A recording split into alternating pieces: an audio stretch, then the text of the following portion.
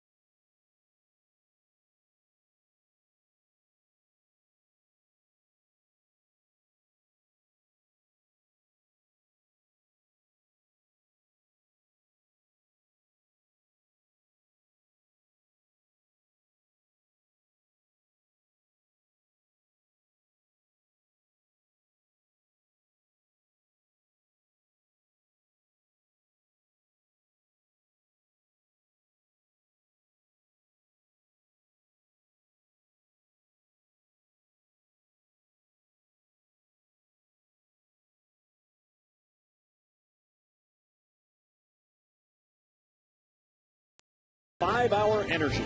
Hour of Energy now, no 2:30 feeling later. Visit 5hourenergy.com.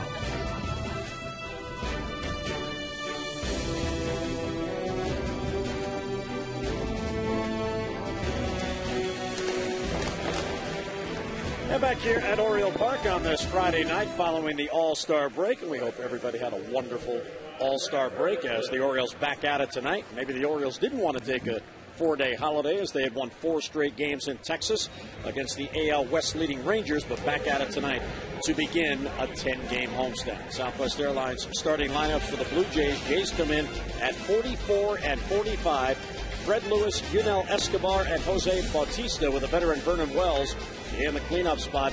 Career numbers against the Orioles, how about that? 302, 31 home runs, and 99 RBIs. Adam Lind and Aaron Hill with Lyle Overbay at first. John Buck and Edwin Encarnacion rounding it out. And let's take a look at our PNC scouting report on Brad Bergeson. Well, you want to forget the first half. You were hurt early on. Got hurt in December. struggled in spring training, so forget it. Just it's not really, I guess, the second half, but it's certainly the second portion of the season. You need the sink to win. The sinker's got to be working, change up behind it. And again, lifetime, he is 9-3 here at Camden Yards. Obviously, the number's not where he wants them this year. As you look at the record, high ERA, high opponent's batting average. But again, he knows what the formula is, Jim. Can he do it tonight, which is pretty much throw a lot of strikes early on and then get the sinker. This is a real good high ball hitting ball club. And when you look at numbers, and sometimes numbers don't tell the stories, but others, they are right on the money. And with Ferguson, 11 home runs all of last year, 11 home runs already this year. Yeah, and 123 innings last year, I think 74 this year. So keep the ball down and take your chances. Try to pitch ahead. So Ferguson trying to win his fourth, which would tie David Hernandez for the team lead. Hernandez 3 wins in relief, 1 as a starter. 4 wins leading the club. And here's Fred Lewis. We are underway, and it's down and in 1-0. Lewis picked up in a trade on April 15th from San Francisco, and he has fitted nicely with the Jays. Top of the lineup, has some speed, playing in left field. Yeah, he leads this club with steals. They don't run a lot, 32 out of 41, so they've been thrown out 9 times. They do hit home runs, though, and these are the counts that you want to try to stay away from. Cito Gaston, a good player in his own right, back-to-back world champions when he managed back in the early 90s, 92 and 93. 94 degrees at Camden Yards tonight, and that pitch down and in. And got a piece of the foot, I believe, of the umpire, Mike DeMuro, behind the plate. So Ferguson falls behind 3-1. He has not worked since a week ago Wednesday, when he pitched the final game of the 3-game series in Detroit. Bounce foul, count full 3-2 on Lewis. Yeah, and it's not the walks as much the hitter count. Lefties hit him well. I mean, lefties come in hitting 342, 7 of the 11 home runs. Juan Samuel, he certainly, as a former player, knows what Brad's got to do to be successful. This one pulled down the line, and that's a base hit into the corner. Markakis over the plate to Karen. Lewis flying to second base, and he is there with a leadoff double. Well, that's what he's done so well. He leads all the #1 hitters in doubles. That's now 25. Also extra base hits. That's now 34. And again, what does he do? Look at the target. It's away. It's down and in. And as we have said many, many times, and being on the mound, lefties love the ball down there. Just drop the bat head on it. So a runner in scoring position with none down as Lewis doubles. And here's the debut of Yunel Escobar over the All-Star break. He was acquired from Atlanta. The Blue Jays traded Alex Gonzalez, their shortstop, to the Braves for Escobar, the Braves shortstop, and he punts, and it's a good one. Tejada in on it, and no throw. There's a base hit. So Tejada deep, and how about that? The Blue Jays with the fewest sacrifices in the major leagues, not only the American League, only 6 on the year, and Escobar a bunt single. Well, again, this is a home run ball club. Last in average, tied for on-base percentage, the lowest with Seattle. But that's the way you play the game. If you're not going to hit the ball the right side, try to get them over. Make the hitter that's coming to the plate, just happens to be Jose Bautista, into a better hitter. And that's what you try to do. I mean, game in and game out. So Bautista, who is leading the American League in home runs with 24, comes up 2 on and none down. And the breaking ball down and in. What a first half he had, Jim. 56 RBIs, 24 home runs, and 54 walks, which is pretty amazing when you consider how freely he's been swinging, that he's gaining that many walks and earning that many walks. In fact, he is tied for the league lead with those 54 walks. Well, very confident hitter, obviously. He hit 12 home runs in the month of May. I mean, it's been a pretty consistent year. 4, 12, and then 4 in June, 4 this month. And of course, this month just starting, did make the All-Star team. What, pinch runner and defensive replacement? And Ferguson again missing down and in 2-1. Yeah, Brad Ferguson is not the type of guy that can't not be in command of his stuff, because his stuff is just not that overwhelming. He's got to make his pitches. He's got to stay down. He's got to get ahead. Again, the key, I think, for any of the Oriole pitchers, considering that runs can sometimes be at a premium, stay away from the big hitting. Escobar chased back. He had 5 steals with Atlanta. This is debut, the 27-year-old out of Cuba. Well, we saw him a couple of years ago when Atlanta came in. I know he had a couple of home runs against the Orioles on some high sliders. It's down and away, so Batista, very patient, works the count to 3-1.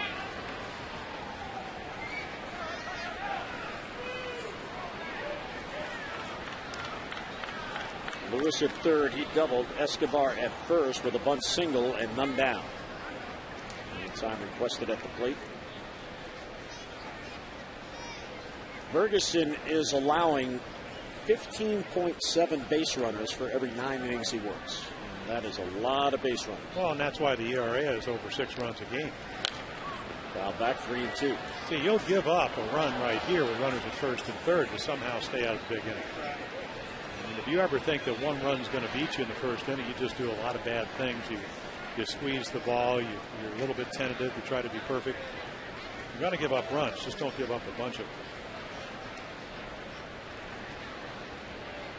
Ferguson looks to third, looks to first. Escobar was not on the move. Ferguson's second start against the Jays this year. He pitched the home opener on April 9th. A game in which the Blue Jays won on the blown save by Mike Gonzalez. And he got him. Gets a fastball by him. So a huge out for Ferguson. Batista down 1 away. Yeah, perfect pitch. 3-2, outside corner. Maybe up a little bit, but good velocity, over 90 miles per hour. Kind of like playing big tennis matches. Can you play the big points? If you're a hitter, obviously Jose wanted to get the ball in play. Didn't need to get a base hit. Brad Ferguson makes the perfect pitch. And here is Vernon Wells, and when you look at trends, this one concerns the Orioles. He is just 3 for his last 21. A high fly ball to center field. Jones to his left will have a play. Tagging at third is Lewis. He will come on to score. So there's the sac fly and the RBI, and the Jays get the 1-0 lead, but now 2 down in the inning. Yeah, nice hitting and nice pitching in a sense. You get him out. Wells, of course, he comes in with 19 home runs, even though he's been in a slump. It seems like he slumps against the Orioles, and he does what he needs to do, gets the run in. Take a look at the Oriole defense here. P.A., Jones, and Markakis. Pretty fleet outfield for the Orioles. They have the 13th most errors in the league. Tejada, Esteuris, Lugo, and Wigington. Craig Tatum with leaders going on the DL because of the hamstring problem behind the plate. And here's Adam Lind, the DH, takes a strike. Well, the Orioles in the Sunday game at Texas snapped that streak. They had committed 8 errors in the first 3 games in that 4-game series and did not commit an error on Sunday. Ground ball towards second. Lugo is there to his right. He'll play for first. And the inning ends. Jays get a run on 2 hits and 1 left. Toronto gets 1. Here come the O's in the bottom of the first.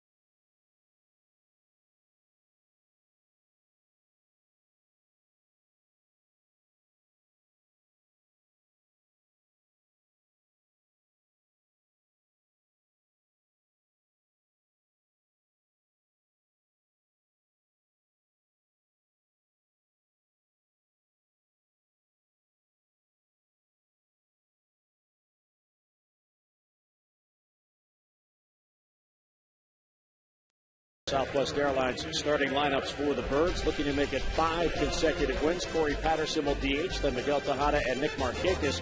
Ty Wigginton bats cleanup, 300 batting average in his career against Toronto, and 4 home runs for the Orioles All-Star. Adam Jones, Felix Pie, Craig Tatum will catch Julio Lugo, and Cesar Estros.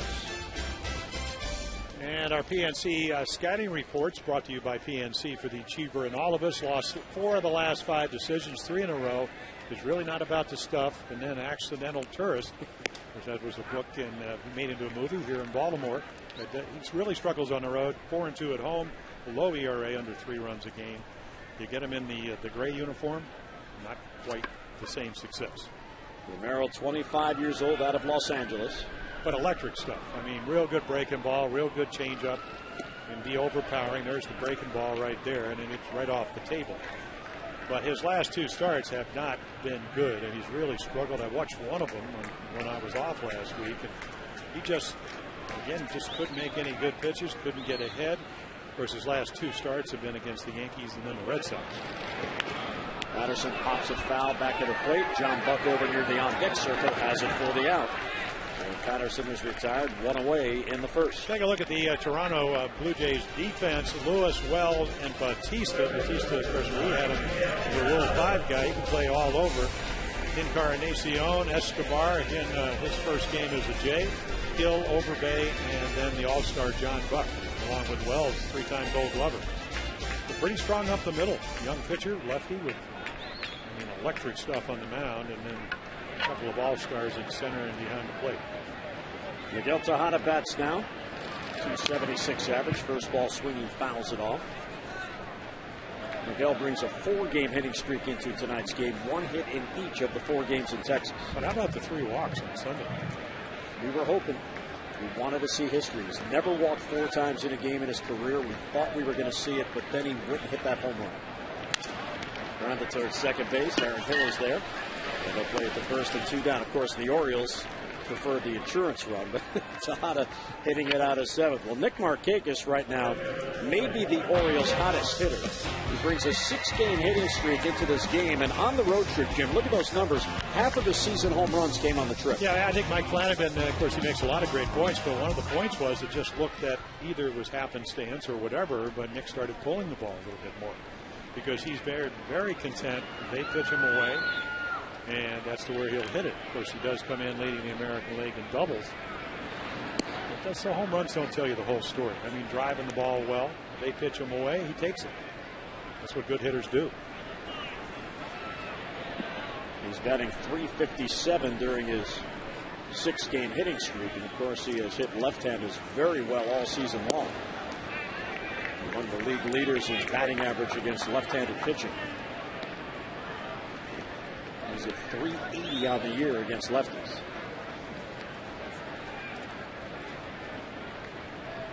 2-0 Markakis, 2 outs, and the base is empty. And there's a strike, 2-1. Romero gets right-handers out a little more easily than left-handers, although the numbers are almost the same. Lefties hitting .261, righties .246. Good eyeball 3. Well, you always talk about numbers, and I mean, you can sometimes interpret numbers a little bit differently, but when he goes 0-1, in other words, he gets ahead of the hitter, they're hitting 184, and when he gets behind 1-0, it goes to 284. So the difference between head and behind, 100 points. 3-1 swung on and popped up back of the plate. John Buck trying to get the umpire DeMuro out of the way, and he finally does, and he makes the grab for the out. So 2 foul pop-ups to the catcher Buck, and the Orioles go 3 up, 3 down. And fortunately for Buck, DeMuro did get out of the way. Well, after the second, 1-0 Jays.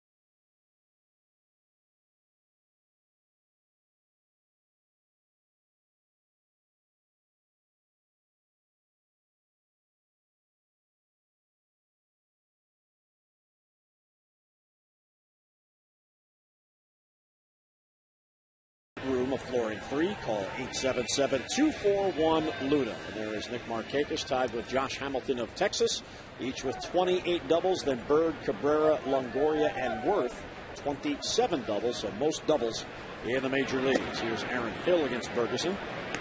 Overbay and John Buck will follow. Aaron Hill having an unusual year. He's batting at 189, but yet he has 12 home runs and 24 extra base hits. And there's a strike just as hit the outside corner. So you know what's on his mind. Yeah, long ball. Yep, not soft singles to right. Of course, last year he hit 36, led his team. That was his post-concussion. There's a ball drilled. Adam Jones, long run towards the gap, and that ball is gone. It gets into the Orioles bullpen. Yeah, he doesn't even know. He just put a great swing on it. And again, you know, he had a lot of doubles that will a lot of times translate into home runs. And that's exactly what happens here. So 36 last year, 13 this year, and that average goes up instead of the home run. Look at the glove. Look at the ball. Ball about pretty much right down the middle. H.H. Gregg, Expo, any way you call this one, it just flies out of here. You told you it's kind of hitter's type of weather. H.H. Gregg on the Expo. We make buying TVs and appliances simple. H.H. Gregg, price and advice guaranteed. So 2-0 Toronto on the home run, number 13 for Aaron Hill. And here's how the Blue Jays do it. Percentage of hits that are home runs. 19% of the Jays' hits are home runs, and that is far and away the most in the American League, and they lead the major leagues in home runs. That's an amazing number. Well, then what's even more amazing is that they're the only team in baseball that hits more fly balls than ground balls. Now, the team that's closest is the team that's right behind them in percentage, and the Red Sox came in, 1,000 ground balls, 991 fly balls, and Toronto well over. And it just doesn't happen very often because just that doesn't happen. And for some reason, I don't know if it's trying to keep the ball down or whatever, teams just hit more ground balls than fly balls, except the Jays. Pitch inside and all the way back to the screen, 3-2 on overbase. So pretty much for Toronto, 1 of every 5 hits leaves the ballpark. So Cito Gaston relies on the big fly. They're 13th in team batting. There's only one team with a lower batting average than same with on base percentage. You know, Seattle, they came in tied with Seattle. And Overbay goes down on strikes. Foul tip held by Tatum. Strikeout number 2 and 1 away in the Toronto second. Well, see, to me, that's probably the most important. You know, Brad Ferguson throws 3 pitches. Throws a slider, a changeup, and a fastball type of sinker. And here's 3-2 changeup. It looks like the sinker. It's about maybe 8 miles per hour slower.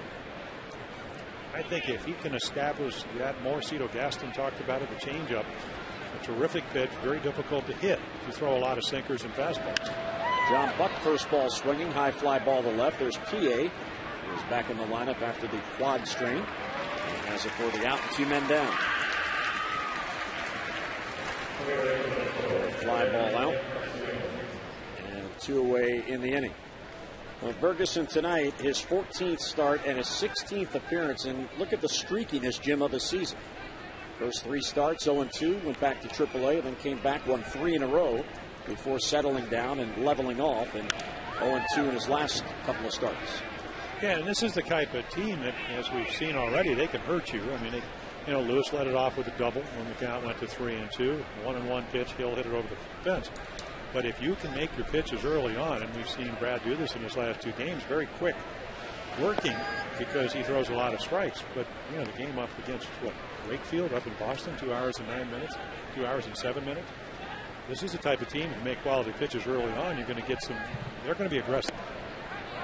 And he went 7 2/3. Wakefield went 8 innings. And then Wakefield comes last night. He gave up 7 runs on 34 pitches. Ground ball towards short as Torres gets the in-between hop and gets it across. Encarnacion retired, hitting in. Jays had a run on the home run by Aaron Hill. Bottom of the second coming, 2-0 Toronto.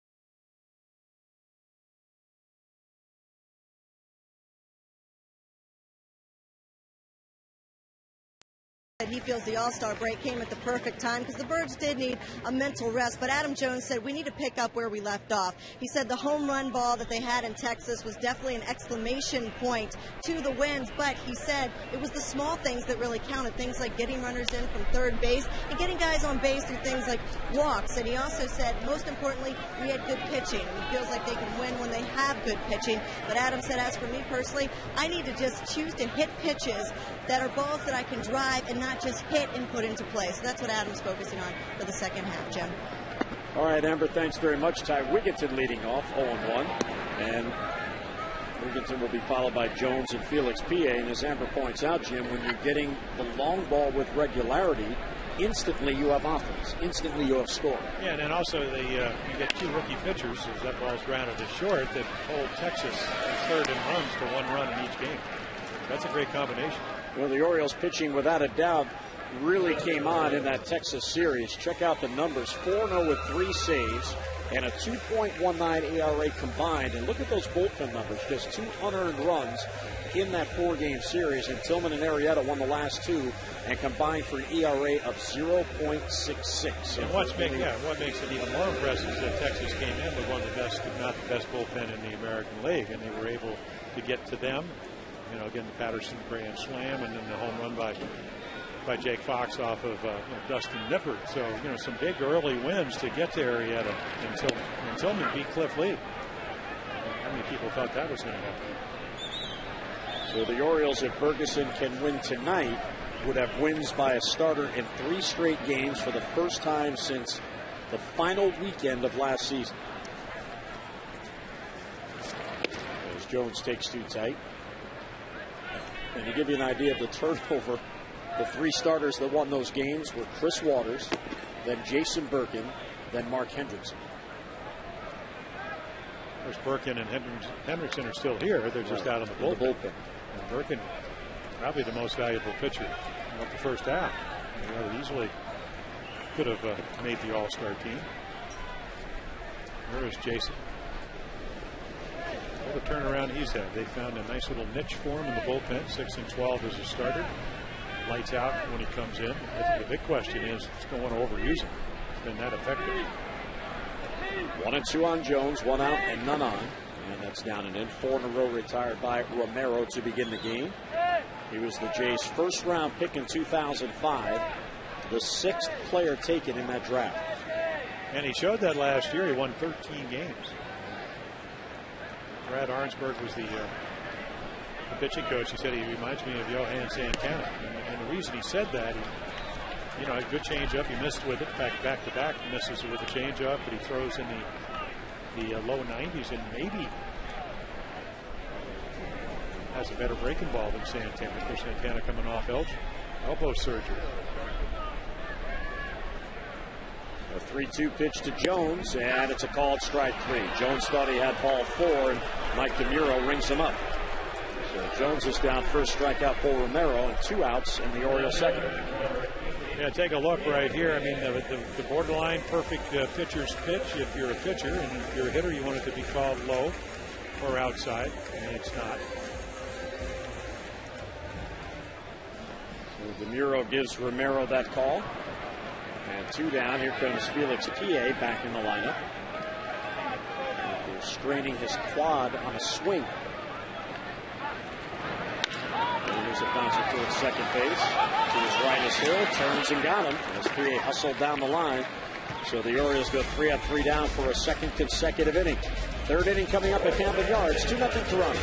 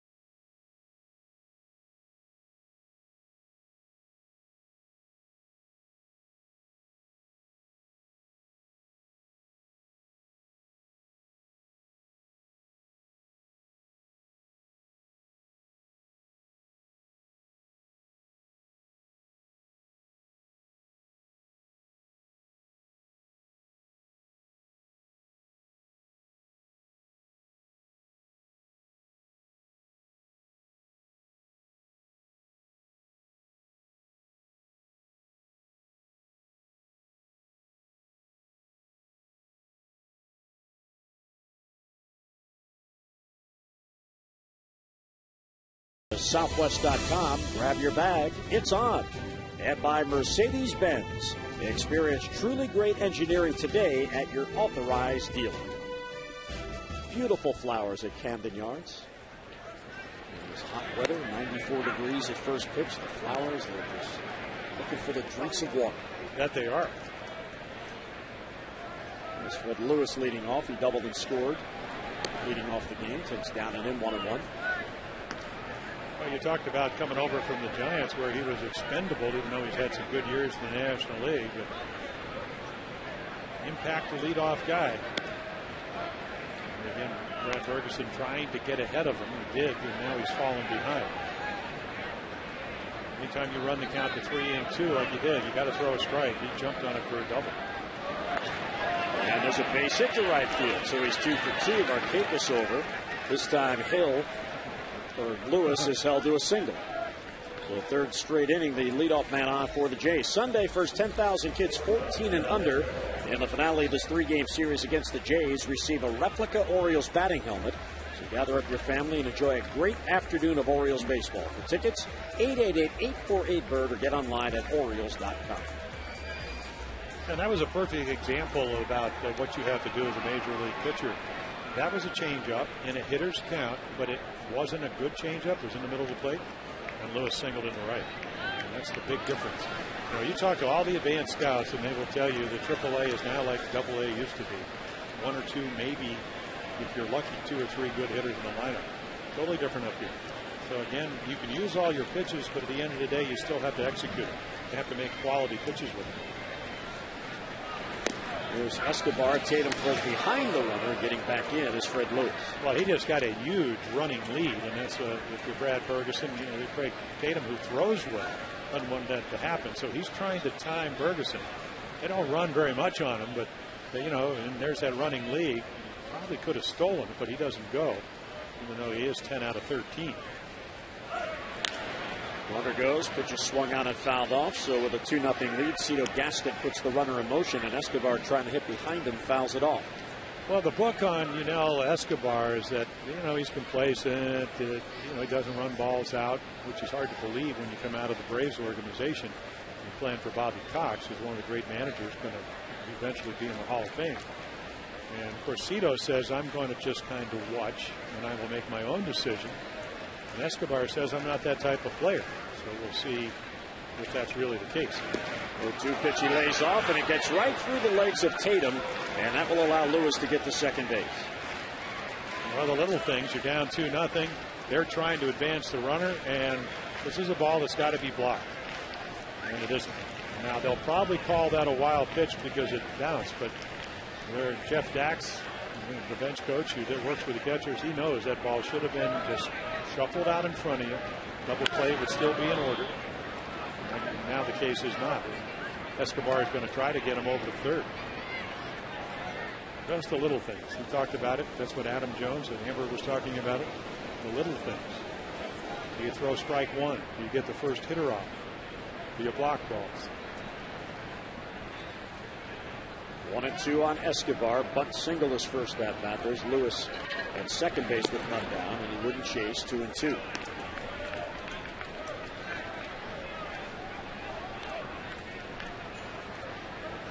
The Blue Jays traded their starting shortstop, Alex Gonzalez, who was 33 years old, and they get the 27-year-old Yunel Escobar in return. Well, Gonzalez was having a heck of a year. Good defensive shortstop, leading all American League shortstops with 17 home runs. I think his career high was 23 when he played with the Marlins. Atlanta's got a 4-game lead going into the night over the Mets. Here's the 2-2, and swung on and fouled straight down at the plate. Well, the Braves, they want to win now, so they get the veteran. And they also got Jojo Reyes, who's a relief pitcher with a good arm. And Alex Gonzalez, 2 minor leaguers, go to Atlanta.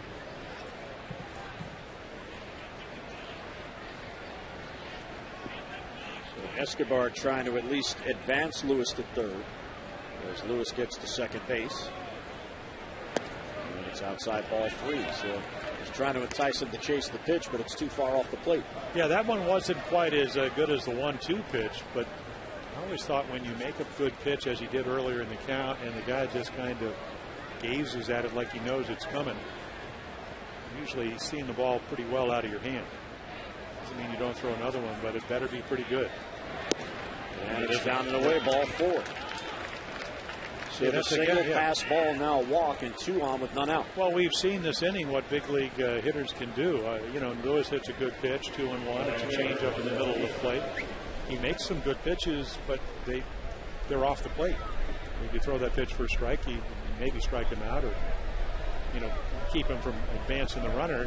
But he doesn't swing, and then you think you have to make the perfect pitch, and now you have runners at first and second, and you're trailing by 2 runs.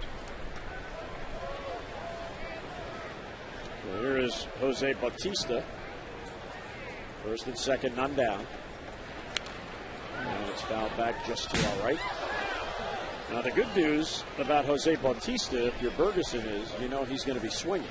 The bad news is he leads the league in home runs. Well, and it started last year, Jimmy. He had 8 home runs in the month of September and 2 more in October.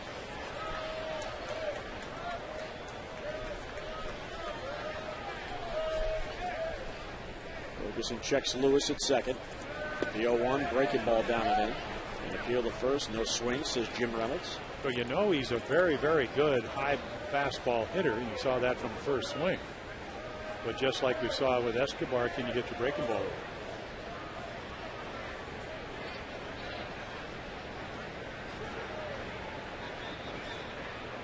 1-1 the count on Jose Bautista. And he pops it up weakly back of the plate. That'll be in the crowd. Count goes to 1-2 on Jose Bautista. He struck out his first at bat, one of 2 strikeouts recorded by Brad Ferguson. Jose Bautista is the perfect example of if you hit, they'll find a place for you to play. He did come up as a third baseman. Jim mentioned his brief time with the Orioles as a Rule 5 pick. Didn't see a lot of playing time. 1-2 the count. And just outside, another check swing, appeal to first. He did not go. And another great slider, but again, it's just a little bit low. And just as Escobar did, Bautista, he's well intentioned. I mean, he's trying to hit the ball and drive it. But again, he's able to just barely. Again, it's how far that bat travels. Remember in Little League? Broke his wrist once. Umpires are looking to see, did the bat get out in front of home plate? And it didn't appear that it did. 2-2 on Bautista, 2 on and none out. And time requested and granted very late by Mike DeMuro. So now we know what the pitch was going to be.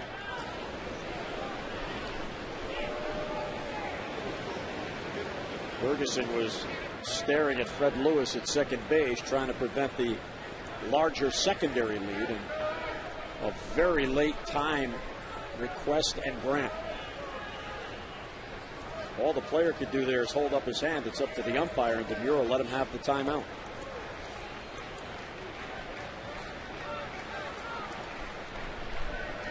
We're 2-2 now on Bautista, and a called strike 3.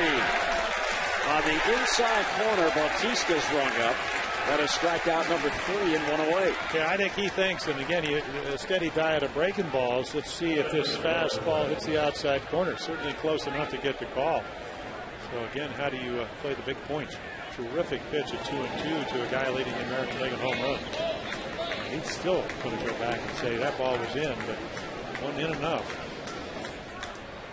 Looked like it had plenty of the plate before Tatum caught it. Here's Vernon Wells. First ball swinging, pops it foul. That's out of play. Vernon Wells drove in the first Blue Jays run with a sac fly in the first inning. His 50th RBI on the year.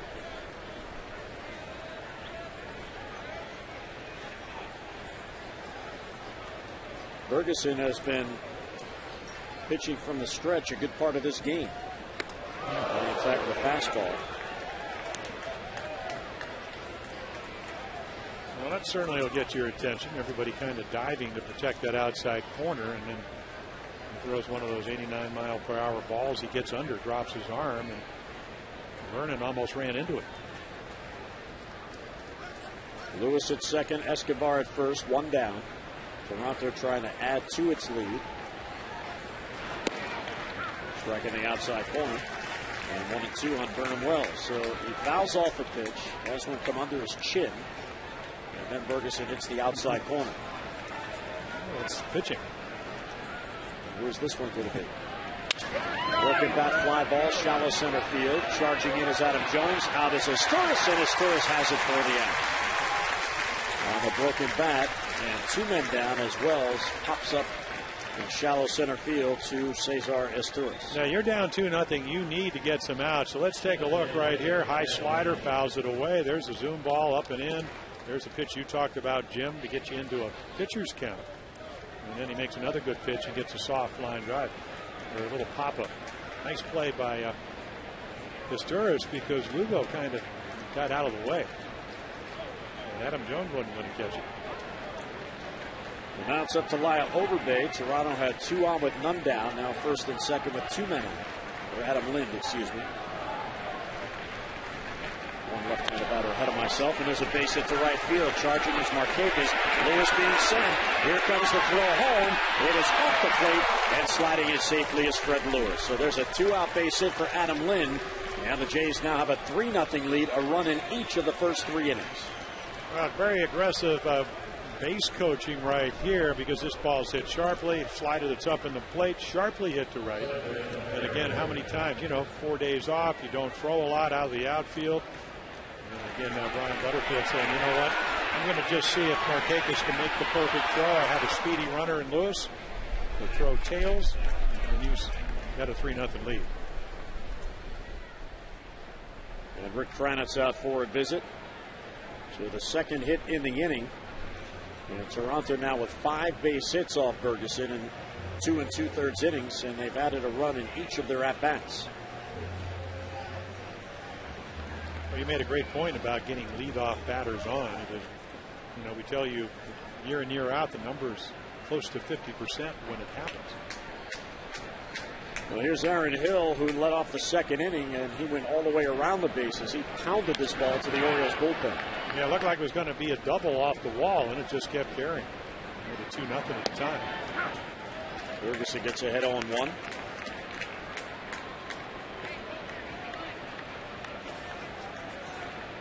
Well, Hill came into this game just 3 for his last 16. His 13th home run got the Jays their second run. One down and away.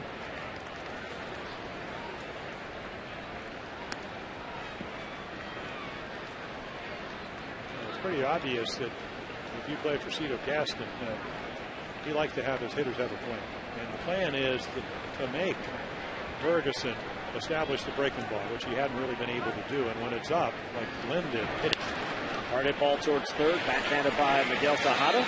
And the long throw across gets him, and the inning is over. Let the Jays add another on 2 hits, a walk, and 2 left. At third of Camden Yards, 3-0 Jays.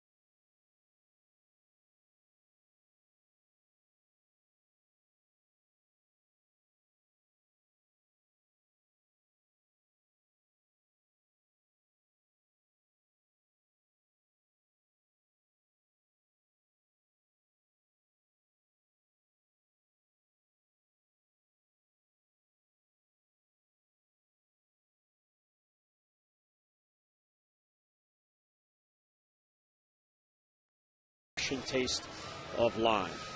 And the Orioles would like to have a refreshing inning by getting somebody on base. Yeah, they're thirsting for runs. 3 up, 3 down in each of the first 2. I think they're thirsting for runs. And Rick Kranitz, Oriole pitching coach, is talking. It's just a matter of experience and learning what works and what doesn't. Again, it's not like Brad has horrible stuff tonight, just maybe not commanding his pitches to this point as well as he would like. Greg Tatum, first ball swinging, fouls it straight down at the plate. Lugo Esteuras follow, lower third of the Orioles lineup. Of course, Ricky Romero, I mean, he's coming off 2 starts. His last one against the Red Sox, 2 1/3 innings, gave up 5 runs. And then the one against the Yankees, 8 earned runs in 2 2/3 innings. So, what, 13 runs in 5 innings? Well, one is high, 1-1. Well, in this game so far, 6 up, 6 down, and the farthest ball put in play was a ground ball to shortstop. Well, he is a ground ball pitcher. Last year, 30 ground in double plays. This year, 15 already. So you know he keeps the ball down. But it's 2.41 for fly balls. And the Orioles want to get into those hitters' counts where he has to elevate the ball to throw a strike, and this is one of them. Tatum had 4 hits on the road trip. And there's a strike, 2-2. He entered the game Friday night after Matt Wieters had to come out of the game with the hamstring strain, then started Saturday the night game and Sunday the day game in that oppressive heat in Texas. And Juan Samuel said if it wasn't for the fact that the All-Star break was going to hit after the Sunday game, in no way would he have started. There's Josh Bell, who's back. He takes the place of Matt Wieters on the active roster. And again, the Orioles still going with the 3-man bench. They have the 8 men in the bullpen, 3 on the bench. Well, the one thing, and you just hope as we get into the second portion of the season, is that the starting pitching gets better. The bullpen has made a terrific job over the last month. It seems like they have settled into their roles. But the Orioles come in with the highest earned run average of starters, so you hope that'll come down. Bouncer towards the middle. Escobar to his left. He has it, spins and fires. He got it. Well, that'll get your new teammates' attention. Well, how about Aaron Hill? He's got to do the limbo. Because if he stands up and he's not that tall a guy, he's going to maybe take one in the forehead. I mean, look at this range. This is what they traded for. I mean, here's Hill. You better get down. And then a bullet. You got to get to it. Pretty much a done deal with that arm. Terrific play. And what a difference. You're trying to get back in the game. You know, he turns a base hit into an out. Well, 1 down. Here's Julio Lugo, who's been swinging a hot bat.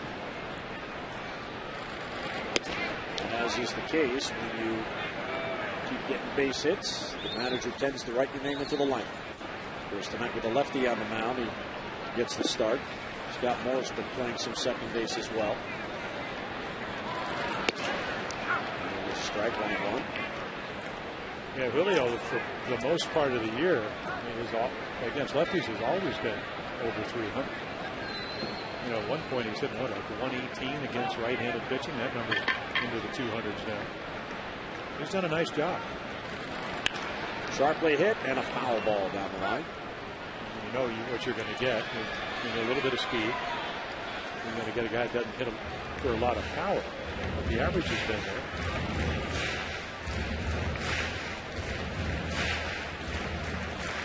Julio batted .353 on the trip. He had 12 hits in the 10 games, including 5 RBIs. Broken back ground ball to second base. There's Hill. Another ground ball out and 2 down in the 3rd inning. Well, tonight's Maryland Lottery Hit It Here fan of the game is Angela Lane from Easton. If an Orioles player hits the Hit It Here sign located in the bullpen area, Angela Lane wins $100,000. To find out more about how you can become the fan of the game, get online, mdlottery.com/Hit It Here.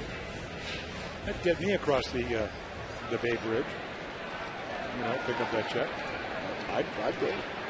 I don't know if I can hit one that far, though. 430 feet. Esteuras gets into one to center field. Vernon Wells back on it. Oh, and he teases Esteuras, runs it down for the out. So 3 up, 3 down go the Jays, or go the Orioles for a 3rd straight inning. 3-0 Toronto.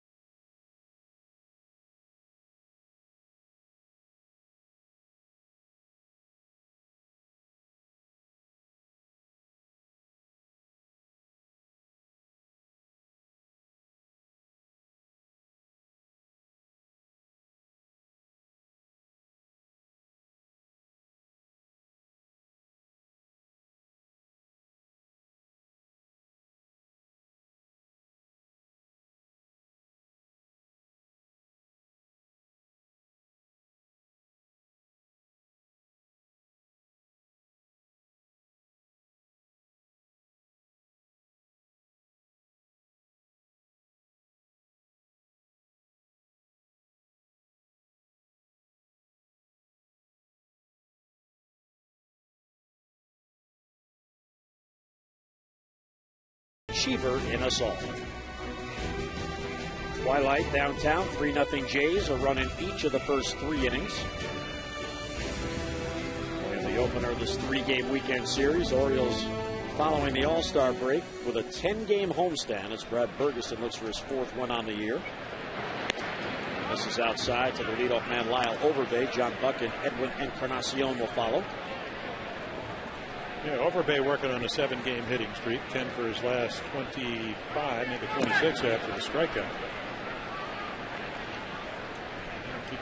Over the last month or so, they want him to get hot so they can trade him, trying to get younger, as they did with. Well, I mean, you know, I don't mean that as anything disparaging. It's just right. Yeah. Possible last year of his contract. Maybe he'll have some value. Streaky hitter. There's a 7-game hitting streak into this game.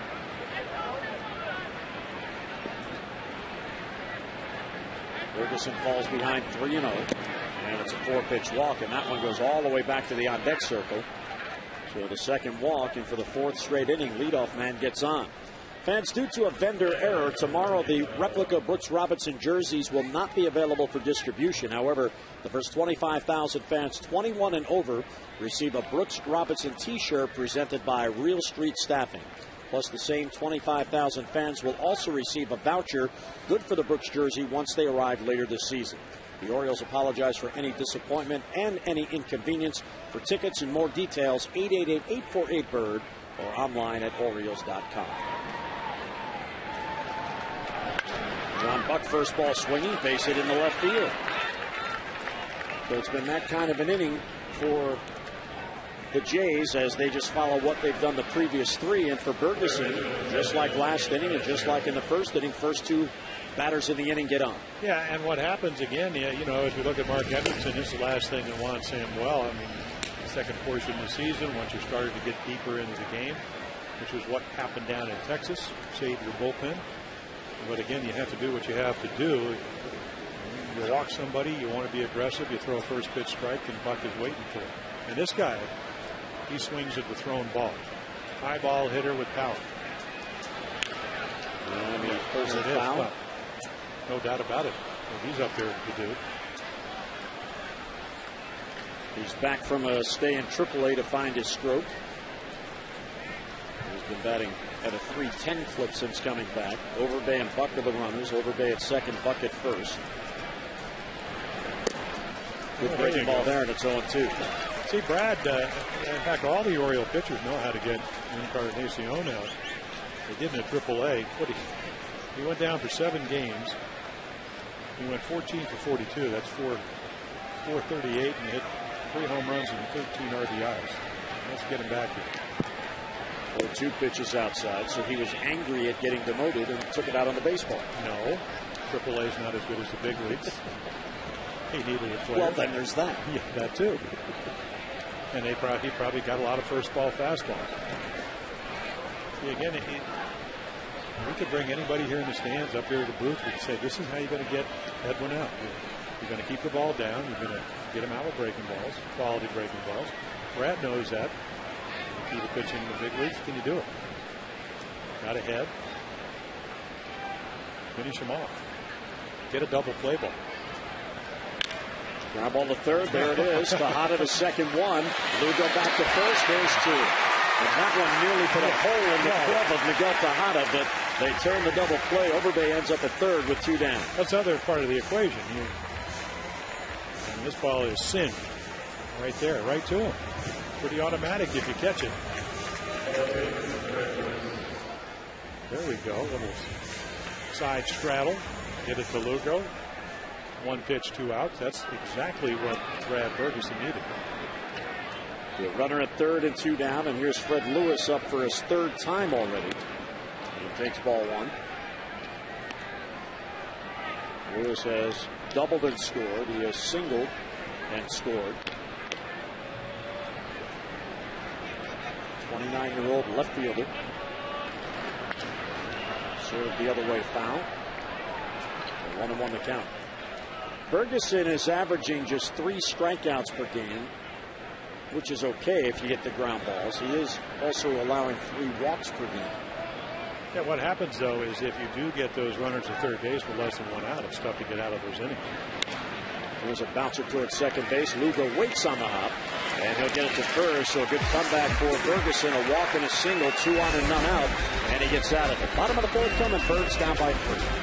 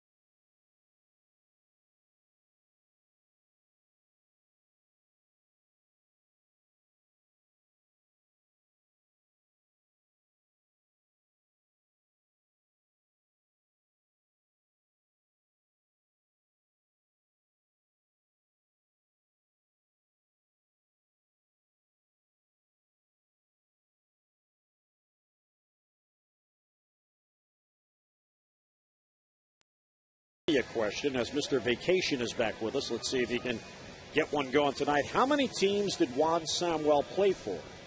2, 3, 4, or 7? I'm going to say, well, at least 4. I was going to say 4 also. Can we pick the same number? Yeah, we can. That doesn't mean we're going to be right. I think it's going to probably 7. You want 7? Yes, I'll take 7. All right, you take 7. I'll take 4. And here's Corey Patterson leading off, and there's the strike. Come on out. Let's see the answer. And the answer is 7. Oh, Jim Palmer out of the gate. Well, no, that's what I was on vacation for. You were studying the books. Yes. Patterson bounces at the first. Overbay gets the hop. Of course, I submitted that question. No, I didn't. But that wouldn't be fair. And he played well for the as well as he did for some of those teams. But he was a player. All-star. He's done a nice job managing. The Orioles 14-20. They've won 10 out of their last 17 games. They need to get some Blue Jay medicine, which, of course, they can't do that because Corey Patterson didn't get on base to lead off the inning. But either hit some home runs or get on early against Ricky Romero. You know, I was talking to John Buck before the game. You know, he made the All-Star team. He's catching for Toronto. He said the one thing about Romero that he's learned this year, this last year as a rookie, won 13 games, that even when he pitches poorly like he did in his last 2 starts, it doesn't change his work ethic. He does not like to be mediocre. And for a young guy, he'll turn 26 later in the summer. That's exactly what you want. And again, if you're the 5th or 6th guy taken in the draft, you know the stuff is there. In the 2005 draft, Justin Upton was the #1 pick.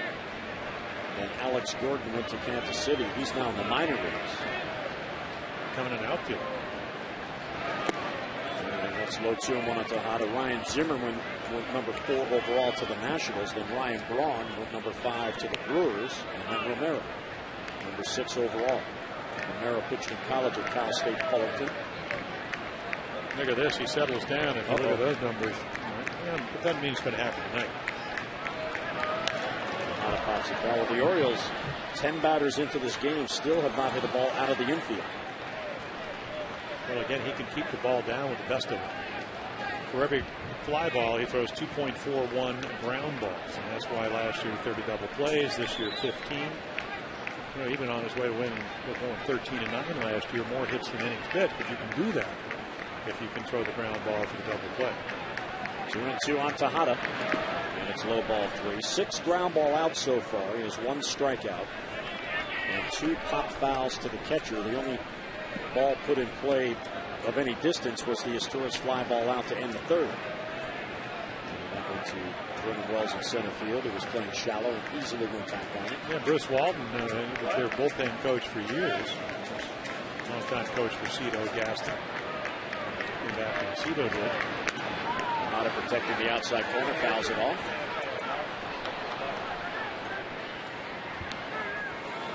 The Blue Jays have 30 wins out of their starters. The Orioles have 16 wins from starters. Romero has 6 of those 30. Tejada to center field.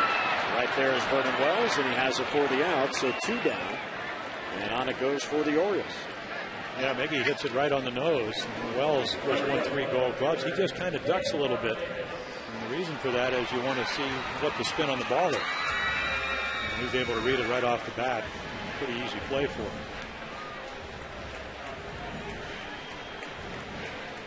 Looks like a little breaking ball that comes back in the middle of the plate. And good approach, bad result if you're Miguel Tejada. Here's Nick Markakis, 2 outs, none on. And he takes ball 1. Markakis trying to extend the hitting streak to 7 straight. 1 of 2 pop fouls to the catcher, John Buck, in the first inning.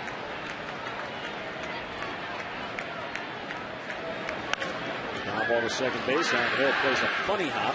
And he'll get Markakis' 4th straight inning. Orioles have gone 3 up and 3 down. Romero's retired 12 in a row to start the game. 5th inning coming up, 3-0 Jays.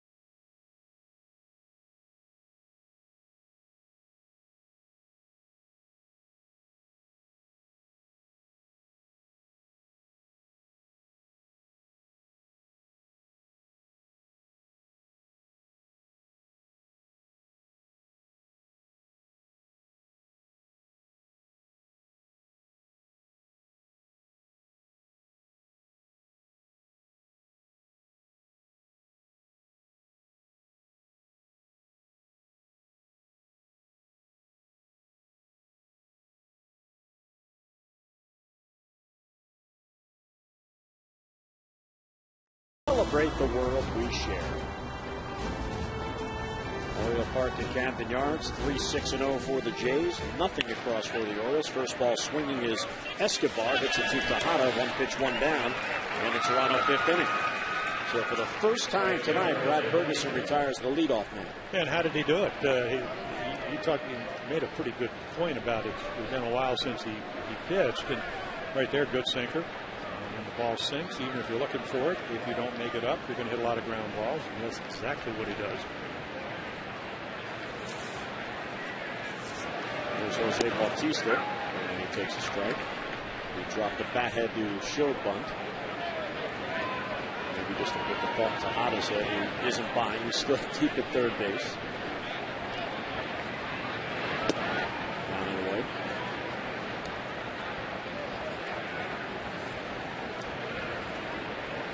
May 12th was the last win for Ferguson. At shortstop, there's his choice.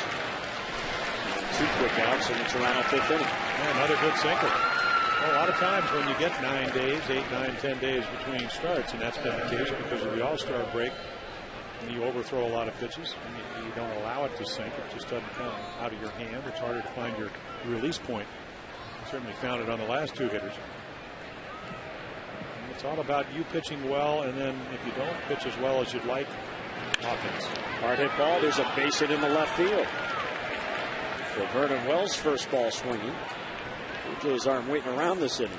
Well, I don't think they wait around very much. I mean, they go up there. They have an idea. I mean, again, he hasn't gotten his breaking ball over that much. So you're looking fastball. You're trying to get the ball up, which Vernon Wells was able to do. Or you're just trying to be aggressive. And again, right, middle of the plate. He's looking something straight. He gets it. Puts a nice swing on it. You know, for Vernon, health as well. Last year, he had to have the cartilage repaired in his left wrist. Didn't miss much time last year. Probably shouldn't have played, but did.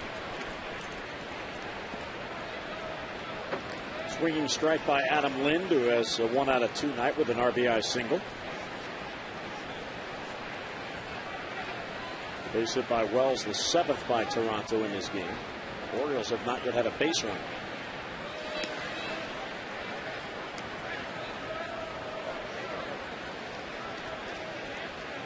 It doesn't steal a lot, 4 out of 6.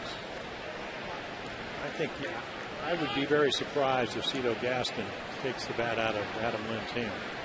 I think right here he's saying, you know, this kid, when he gets into one, can hit doubles, he can hit home runs, hit 35 home runs last year. I'm not going to run myself out of this inning. And again, the scouting report on Craig Tatum is he's got a good quick release. And Ferguson's quick to the plate. Working back bouncer, right back to Ferguson. And he'll flip it to first, so Ferguson gets out of it. Vernon Wells, a 2-out single. He's left. Bottom of the 5th coming up. Orioles still looking for a base runner. Wigginton, Jones, and P.A. coming up for the Birds.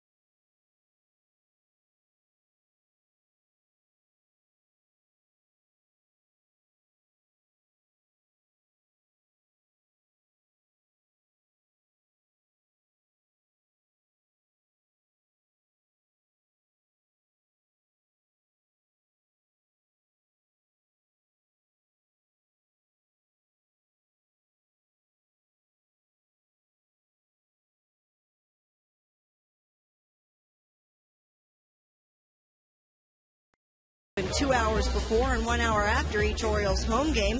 There are plenty of big screen HD TVs to catch all the action en masse. And plus, each game, the O's All Access pregame show is broadcast live from the bar with Tom Davis and Dave Johnson, starting 1 hour before the game, right up to game time. Don't miss the bar's pregame specials and postgame fun. Next time you visit Oriole Park, stop by the Bud Light Warehouse Bar on Utah Street. Jim? All right, Amber, thanks very much. Here come the Orioles in the 5th inning. Orioles still looking for a base runner, 12 up and 12 down. Retired by Romero. There's 1 strikeout. 7 ground ball outs. And here's Wigginton. And there's a base hit to left field. And the Orioles finally get a base runner. Misplayed by Fred Lewis. Wigginton is trying for second base. And the head first dive, and he's in. So the first hit, that'll be an error on the back end of that. The Orioles have something going here in the 5th, down by 3. Yeah, big opportunity. And of course, for the Orioles offense to get going, Wiggy's got to get going. All-star. This year hitting under 200 in the month of July. Not a lot of at-bats. Fred Lewis just doesn't catch it. Wigginton gets a base hit. He's now hitting 5 straight games, and the Orioles finally have a man on, which means for the first time tonight, Romero will pitch from the stretch as Adam Jones comes up. And let's see how they play it. Obviously, you would like to get him to third, make it easier for Felix Pia that's on deck, but you are down by 3.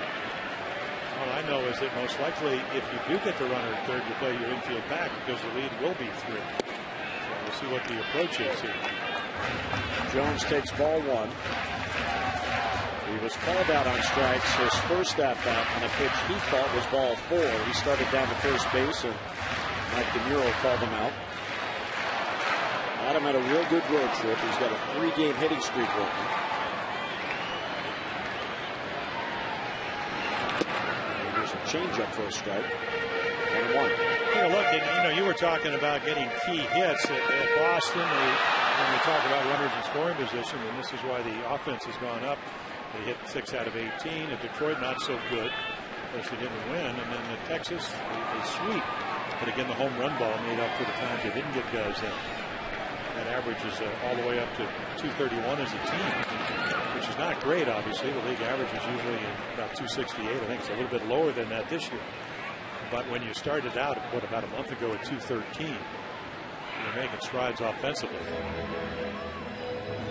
And right now, because Wieters is on the DL and he was replaced by a position player, Josh Bell, a third baseman, Jake Fox may not get as many starts as you might expect because you have to kind of protect your other catcher.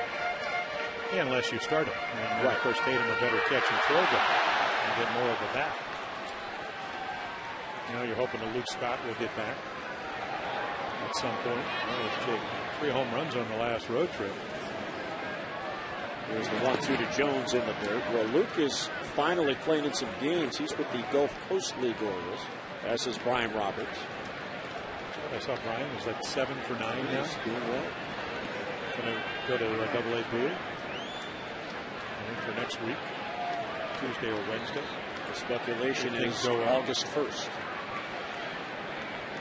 2-2 on Jones. As long as he's healthy.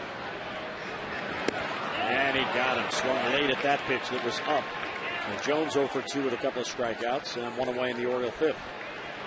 Yeah, the kind of double whammy. You don't advance the runner, and then a very good pitch, a little extra on the fastball. John Buck says, nice going, elevated it. You got a young hitter and a guy that can command his stuff. When you get ahead, you can pitch out of the zone. If you're behind, probably takes that pitch. Felix P.A. grounded out his first at bat. Wigginton at second now with 1 down. There's a bloop to left field. Lewis got a late jump. That's going to fall for a base hit. Wigginton goes to third. He'll be held. And P.A. is on at first with a single. Excellent read off the bat by Ty Wigginton as he immediately broke for third. And that was held by Gary Allenson. So the Orioles have first and third and 1 down. Yeah, Gary Allenson said, yeah, I'm not going to get you thrown out. There's the read that you talked about because you're down by 3. And Lewis comes in because he's not playing that deep and gets to it very quickly. Of course, the third base coach doesn't have much of a time to make a decision. He made the right one there. Lewis made a strong throw. So 2 on and 1 down. Here's Craig Tatum. Amber.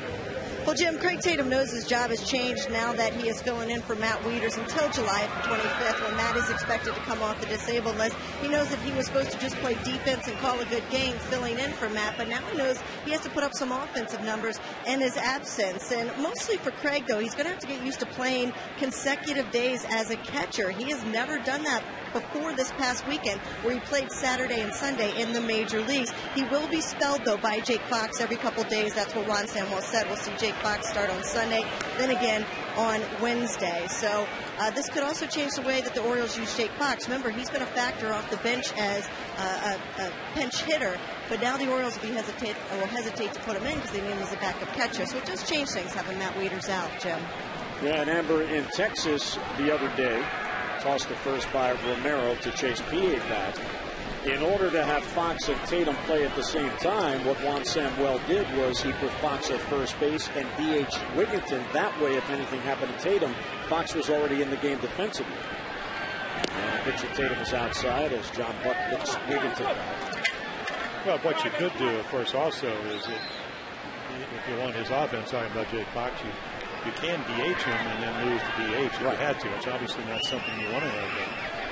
But again, how often does your starting catcher start? Now, the problem with that is if you want to pinch hit for him late in the game, then you have a very small bench. It's more difficult to do. But right here, I mean, it's a perfect hitting situation for Craig. I mean, he's a line drive guy. Romero wants to get that double play. He's so adept at it. He's already got 15 this year, 30 last year. And if Craig can put a ball in the air and he's depth, you're going to get on the board. And that's what you want to do. That was the formula in the first 2 games in Texas when they came from behind. 1-1 on Tatum, 2 on and 1 out. Working that foul ball the opposite way. Well, the other part of that, too, is that the only reason we're discussing the Jake Fox factor here is because he has shown he can hit. When Tatum is backing up leaders, as Amber points out, his role is to give Matt the occasional day off. But with Fox, you're tempted to want to get that bat in there. I mean, on the road trip, he had 3 home runs. So there's a bat you want to try to utilize. Yeah, I saw his bat speed when the Orioles went out to Oakland in early April. Off of Mattis had a couple of base hits. Didn't hit particularly well for the A's. That's not been the case here. And a called strike 3. Oh, perfect pitch as it tailed back into the strike zone. So 2 strikeouts of the inning and 2 down in the 5th. Yeah, and even if you're a sophomore, your second year, Romero knows this is the guy you have to get out. Makes the perfect 1-2 pitch. Fans, don't forget, Tuesday you can add to your Birdland wardrobe. It is Jason Birkin T-shirt Tuesday, presented by Real Street Staffing. First 10,000 fans 15 and over receive a Jason Birkin Baltimore T-shirt. The tickets, call the Orioles 888-848-BIRD or get online Orioles.com.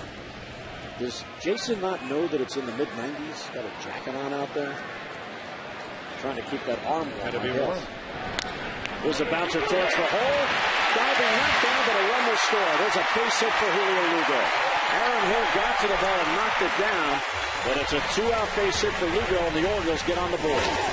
Yeah, Hill, for some reason, playing a little bit more up the middle.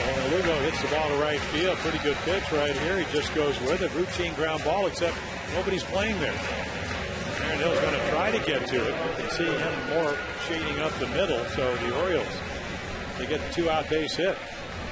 And what it does, it gets his Turris, who's been hitting much better as of late. So Julio Lugo with the batting average of over 300 runners in scoring position, that number goes up. There's a 3-1 game. And there's a bloop down the line. There's a foul ball. Oh, and just fouled down the line. Bill Welke straddled the line and called it foul. He was right on top of the play. Tough break for his Turris. That's strike 1. Yeah, we saw him do this off of Cliff Lee. It looks like he's just looking in. Romero's pitched in off the plate and then misses by about a foot. You can look for pitches. You can't cover the whole plate with 2 strikes until you get to 2 strikes. And if you do, that's why the average well under 200 will be. Look for a pitch in a certain area. Speed pitch. A real good curveball. Again, part of our PNC scouting report was that it's not about the stuff, the fact that he had given up 13 runs in his last 5 innings against the Yankees and the Red Sox. Because his stuff is well above average. And you just saw part of it right there, good overhand curveball. Yeah, his numbers in this 3-game losing streak he's had are very un-Romero-like. An ERA of 11.25 combined in 3 starts. Well, but the first of the losses was a 2-1 loss, where Cito Gaston said he pitched very well, but didn't score many runs. Stewart lays off, 1-2 the count. And then the last 2, he just got walloped against the Yankees and then the Red Sox.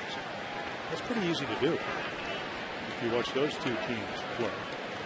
The one thing, the difference that I've seen so far tonight, and it's not that he's pitched poorly, is that last year and even earlier on when he one-run the Orioles back in May, he had a better changeup. Changeup hadn't been that great tonight so far. 1-2 is outside, 2-2. And he'll throw it, but he's just not commanding it as well as I've seen him do it in the past. Well, like Ferguson, who hasn't won in 2 months, Romero hasn't won in a month. In fact, exactly a month. His last win was June 16th in San Diego. 2-2 on his Turris. Fouls it off.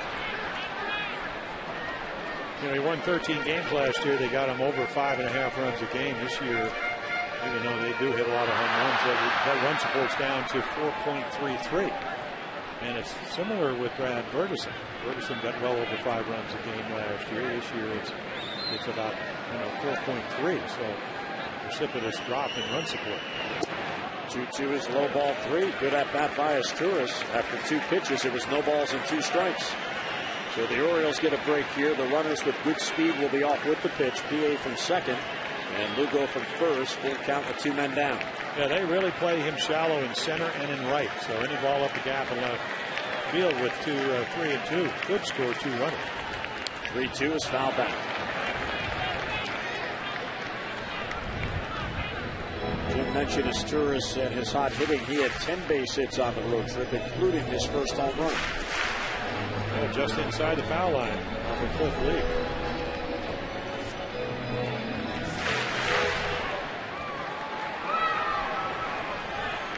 3-2 on Asturias. The 6th batter up this inning. Ground ball towards third. That's a foul ball right beyond Edwin Encarnacion. PA scores. Lugo goes to third, and pulling it at second base is Asturias. I think PA may have distracted him for an instant, and that ball got by Encarnacion. It's a 3-2 game, and the inning continues. Yeah, I think what he was trying to do, Jim, is get to it quickly and then tag third base. I mean, this is going to be a great angle right here. I mean, he rolls over on the changeup, just catch it and tag, except he didn't catch it. Now, PA is coming, but you're trying to catch it and beat the runner. Certainly didn't interfere with him. It's just that I think if you're Edwin, you know that PA has good speed. It's just a matter of not getting the glove where the ball is. So the second error in the inning. Orioles back to within a run and 2 in scoring position with 2 outs. 9th error on the year on Encarnacion, and here's Patterson. Bouncer towards first base, foul. If the Orioles get a base hit here, Ricky Romero's going to go, what just happened? Because they could take the lead. I mean, other than the line drive by Wigginton, balls have been hit very softly. Lugo's ball, a little roller that got off the glove of Hill. PA, a little looper in the left. And then the error on the Asturias ground ball to Encarnacion. And then he could throw in Lewis's error to allow Wigginton to get to second. 1-1 on Patterson, who is 0 for 2 on the night. He's looking to extend the hitting streak to 5 straight games. Or has he been red hot? Well, base percentage has gone up. Anytime you're hitting in the 330 range over 27 games with Torres, you've done a nice job. In his 4-game hitting streak, he's had 8 RBIs. Of course, 5 came in 1 game, but still drove him in. Right there, over 300 with runners in scoring position. Another thing is, I mean, coming into this game with runners in scoring position, average at 341. I remember when he was hitting 125, and it doesn't seem that long ago. 1-1 on Patterson. Good breaking ball. Well, he's got one. You just have to be able to sometimes pick it up. If you take it, it's a ball. If you swing at it, you get into one of those pitcher's spots. Fans encouraging Corey Patterson, is now down on the count of ball and 2 strikes. Lugo's at third. He's the tying run. And Asturias at second. The go-ahead run here in the 5th inning. Here's the 1-2. And he got it. Off-speed pitch down and away as Patterson couldn't reach it. So the 4th strikeout, 3rd in this inning.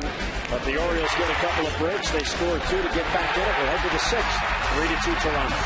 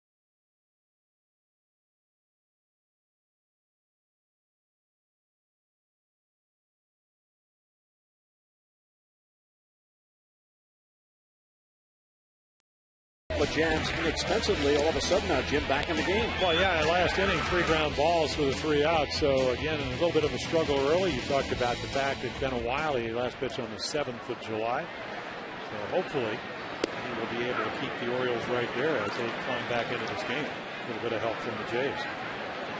There you go. We saw Fred Lewis. He's had a good night. Wells, of course, the home run by Aaron Hill, who steps to the plate now. Fouled off, and it's quickly no balls and 2 strikes. Overbay and Buck will follow. Ferguson still looking for his first 3 up, 3 down inning. He said 3 4-batter innings.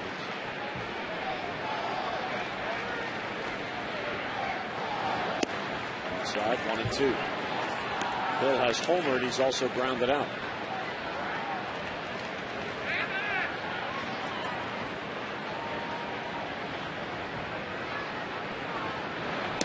He was outside, ball 2, and that's the pitch that's been giving him trouble. That I'd like you to chase this pitch. Well, they don't chase it as much in the big leagues. It's not that some hitters won't. But I'm sorry, entice you. Yes, exactly. Verbiage. Analyzing just off the corner. He's about to foul. But again, you have to give major league hitters credit because that's what the good ones do. I mean, then we talk to hitters all the time, and the pitcher wants you to swing at enough balls. Maybe you get ahead of him that you can get him out without having to throw it over. High fly ball to right, carries on Markakis, back near the scoreboard, reaches up, and he can't get it. They'll fire back in, and that's a double. It bounced straight down, and he one-hopped it. So a leadoff double for Aaron Hill on this warm night. That ball just kept on carrying. Well, again, a guy that, 36 home runs. He can drive the ball. This ball's just up, and he's on the corner, but it's elevated a little bit. And then the one place, it's pretty hitting-friendly ballpark, the short porch in right field here. Great extension through the ball. You got a potential Gold Glover. Just off the top of that lip over the Geico sign. It looked like he almost got to it. Certainly a great effort. Of course, once it hits that scoreboard, that's in play. Here's Overbay. Well, you're lucky you got to it because Adam Jones a little bit late and you eventually got over there. But when you play here, any ball off the right field wall, it's kind of like Fenway. You're the center fielder, you got to back up. You just don't know what's going to happen. And if you look at that ball and how far it carried, just a couple of feet to the left, that would have carried into the bleachers. Right off the SK sign. There's Matt Albers, who has been pitching very well. 84 pitches for Brad Ferguson. If you're on Samuel, you've seen him do this many times. Mattis left the game early. Orioles came back and won that one in Texas. Not messing around with the starters because the bullpen's been that good. Got a number of options out there now. This ball sliced to left. Tough play for PA. Back on it. He won't get it. That gets down for a base hit. Heading to third and being sent is Aaron Hill. And on at second base with an RBI double is Overbay. So back-to-back doubles. Jays get one back. And it's 4-2 Toronto. Yeah, some real good hitting. First 2 guys. 19th double of the year for Lyle Overbay. We told you he's been red hot. Came in with a 7-game hitting streak. Now make it 8. Again, the ball up. Not a horrible pitch, just slices it down the line as Hill did to right field. So a couple of doubles, a run. Overbay's first hit is 32nd RBI. It's a 4-2 game. You mentioned that the bullpen has been pitching well. The one thing Juan Samuel has shown is that he's managing for today. Let's get through this game. And we'll worry about tomorrow. Maybe Earl Weaver, when they had the reunion, talked to him, because that's what Earl did. Now, Earl had some great teams. But he goes, why worry about tomorrow when you're trying to win today? If the starter doesn't have it, and it's clear, don't let the opposition get such a big advantage. Get the starter out, go to the bullpen, and one of the reasons why they're still carrying 8 relievers is you might need that extra reliever here or there. So Ferguson again in a minimize the damage mode. Runner at second, a run in and none down. Check swing, it's outside. 1-1 on John Buck, the catcher. Yeah, you'll wonder if this approach with nobody out and the runner at second trying to add will be to try to hit the ball to right field. He's a power guy.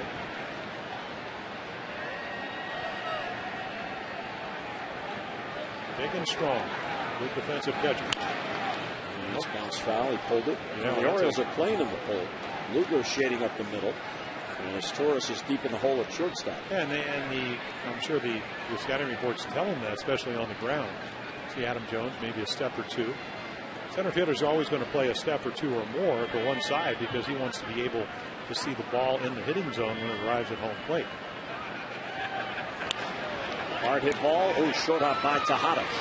And he'll play it across in time. So Buck is retired. Runner cannot advance. As Overbay stays at second with one down. Time now for our Cabot Woodstain's legendary performance.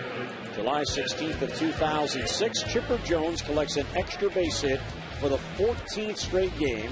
A tie the Major League Baseball record held for 79 years by Paul Wainer. Wow. 14 straight games. And one down here in the sixth inning.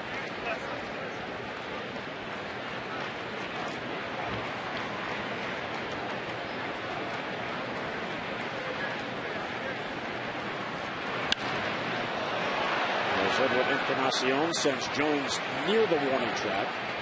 He has it for the out. Overbay will tag. He's hitting the third. The throw is up the line. Tejada off the bag to save a possible error.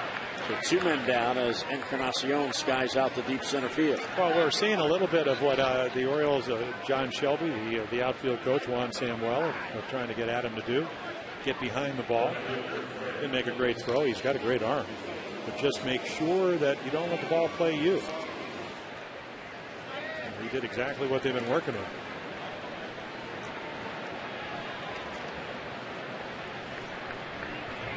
So two men down, the runner at second. Ferguson trying to get Lewis now and keep this to a one-run inning.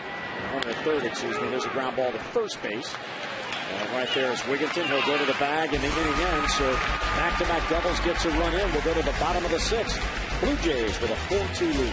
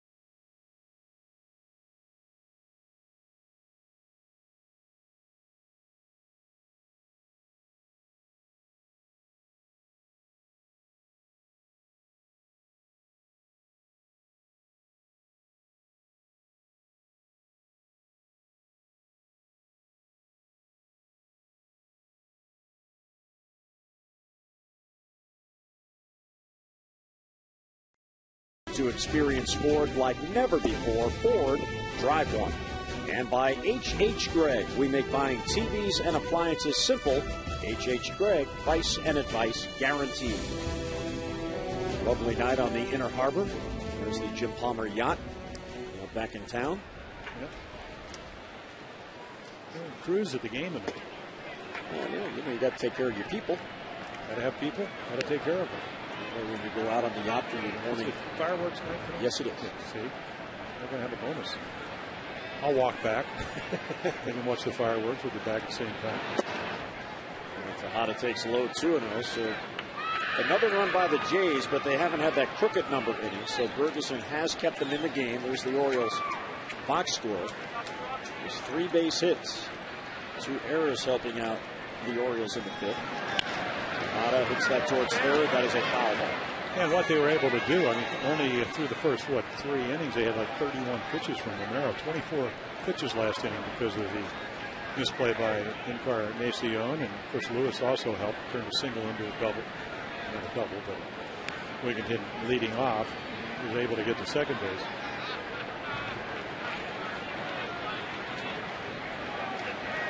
Tejada has grounded out and lined out.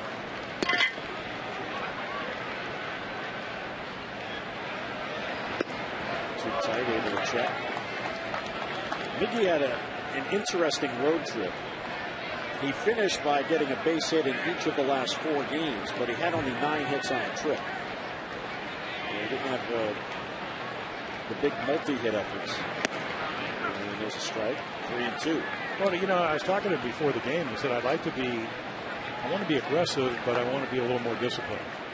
And for us who have seen him this year, I think it just expands his zone early on. It's not that, you know, they hit a little bit more on your terms when you get to 3-2. Obviously, you're going to be more aggressive. I mean, even the best hitters ever, Wade Boggs, with 200 hits, 100 walks, almost what, 6, 7 straight years.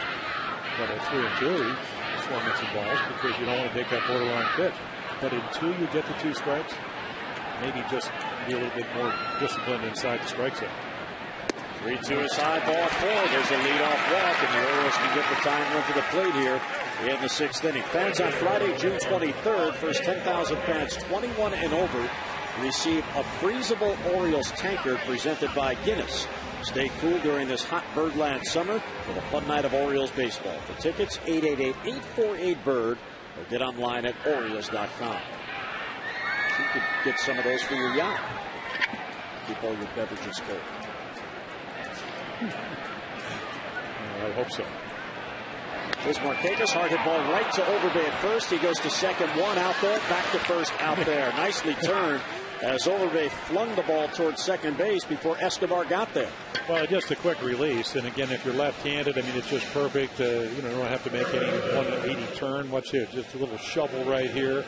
You see how far out in front, so he gets a clear sight line to hit Escobar wherever he is. There it is.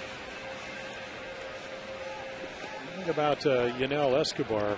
They let Elvis Andrus go. They kept this kid and let Andrus go to the Rangers. I think a lot of people lose sight of that.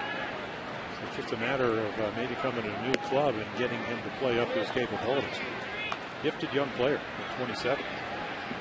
14 home runs last year. Ty Wigginton got the rally going in the 5th inning. Well, sometimes that depth in a system can actually hurt you, because if you think back to the Blue Jays when they had the shortstop stacked up, the guy they gave up was Michael Young when he went to Texas. Interesting that Texas was on the receiving end of both those guys. Was that Esteban Loaiza? Yeah. Ooh.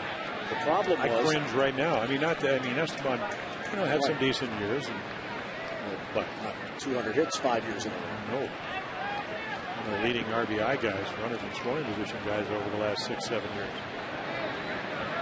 I made the American League when he wasn't on the All-Star team. Just think about how many times. Of course, Cito, I was honorary coach when he managed the '93 team here that beat the National League after winning back-to-back World Series. Well, when Michael Young's out on that team, not that he's having a pretty good year, and not that the other guys that made it ahead of him didn't deserve it. But he's had some key hits. 2-2 is hit to shortstop. There's Escobar. And he gets it across. The inning started positively, but the Orioles go down in the 6th. We'll head to the 7th, 4-2 game.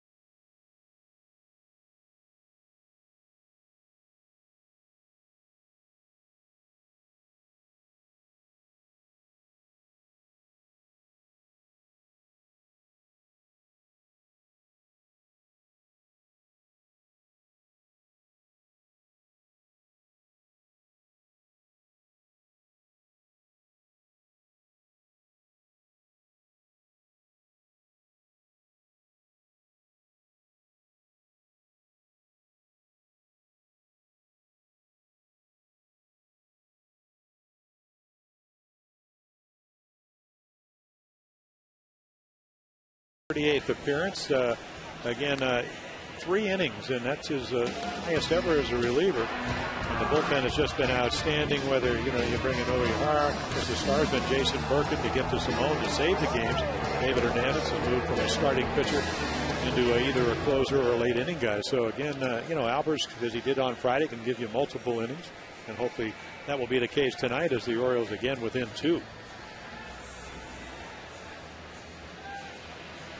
So the Orioles go to the bullpen here in the 7th as Ferguson goes 6 innings, charged with 4 runs on 9 hits, as the Jays got at least 1 hit in each of the 6 innings worked by Ferguson. He struck out 3 and walked 2 and allowed the 1 home run. Well, he really settled down. It did look like maybe the extra rest, sinker wasn't sinking quite as much, but it certainly did in innings 4, 5, and 6. And that's what Matt Albers is going to try to do. Came up with a slider in spring training. He's got the curveball, got a changeup. Very rarely uses it, but at the end of the day, can I throw enough sinkers to get him to put the ball on the ground, keep it in the park? Well, you mentioned the game he pitched Friday in Texas. Slow roller towards third. Tejada charges, bobbles the ball, and on at first base is Escobar.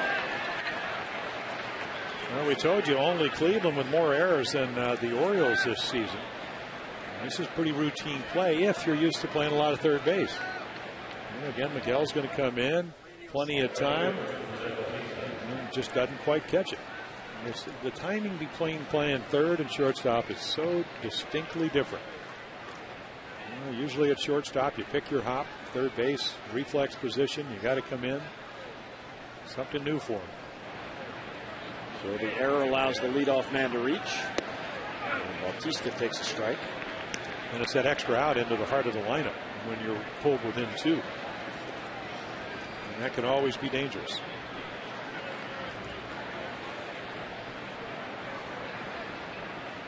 So Tejada with the error, that's his 15th on the year, which leads the club.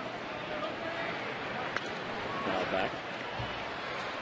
Jim mentioned the Albers effort in that game Friday in Texas. 3 scoreless innings, which allowed for the Corey Patterson dramatics in the 9th inning. It was Albers that kept the game as is, and the Orioles came to bat down by 4, and eventually it got to Patterson. And they got that changeup and hit a grand slam. One of the rare times you'll ever see Corey Patterson with any kind of emotion. 1-2 on Bautista. Sharply grounded foul. Corey was amazed at how much was made of the fact that he got a changeup, but he said, it's not like I'm not a pretty good fastball hitter. Well, the guy does throw 100 miles per hour. Yeah. I think again, when you speed up the bat. Yeah, where you do, and you get him to hit it to the shorter part of the ballpark. At least that's what I didn't do that game, but I was watching. And, you would think that when you throw close to 100 miles per hour, if not in the upper 90s, that you want him hitting it to center field. Not that the ball doesn't carry there in Texas. It's a great hitting park. With a 0-2 pitch, hit back to Albers. He knocks it down. Goes to second out there, but his bobble cost him a chance at a double play. They do get the lead runner. Escobar is retired and 1 away. Well, a chance to pick up Miguel Tejada, and you do it by just catching the ball. And again, how you finish and how you follow through, that's a lot too, whether you can catch it. And right here, it's just the ball you need to catch, and he doesn't, so you get the soft toss, the lead runner. I think Matt knew that he wasn't going to turn a double play, so he gets the lead runner. But it does give him, at least to this point, unless he can throw another grounder, an extra chance to try to hit one here. And a high fly ball deep down the left side, but that ball's going to hook back foul. There's Vernon Wells again, first ball swinging. Well, why not on a hanging slider? If you're a high ball hitter, it seems like Wells has hit so well against the Orioles over the years. The league high, of course, for him, 2003, 33 home runs, 32 back in 2006, 28. If you hang a breaking ball, you throw him a fastball up out of the plate, he's going to have a home run swing. And that's outside, 1-1 the count. Wells has had a productive night, facing Matt Albers now in the 7th inning.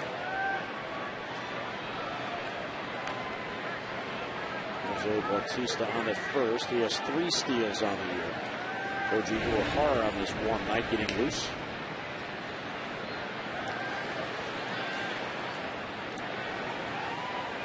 The other thing that Juan Samuel has done a very good job since taking over in utilizing the bullpen. We mentioned he seems to have the knack. If the starter doesn't have it, get him out.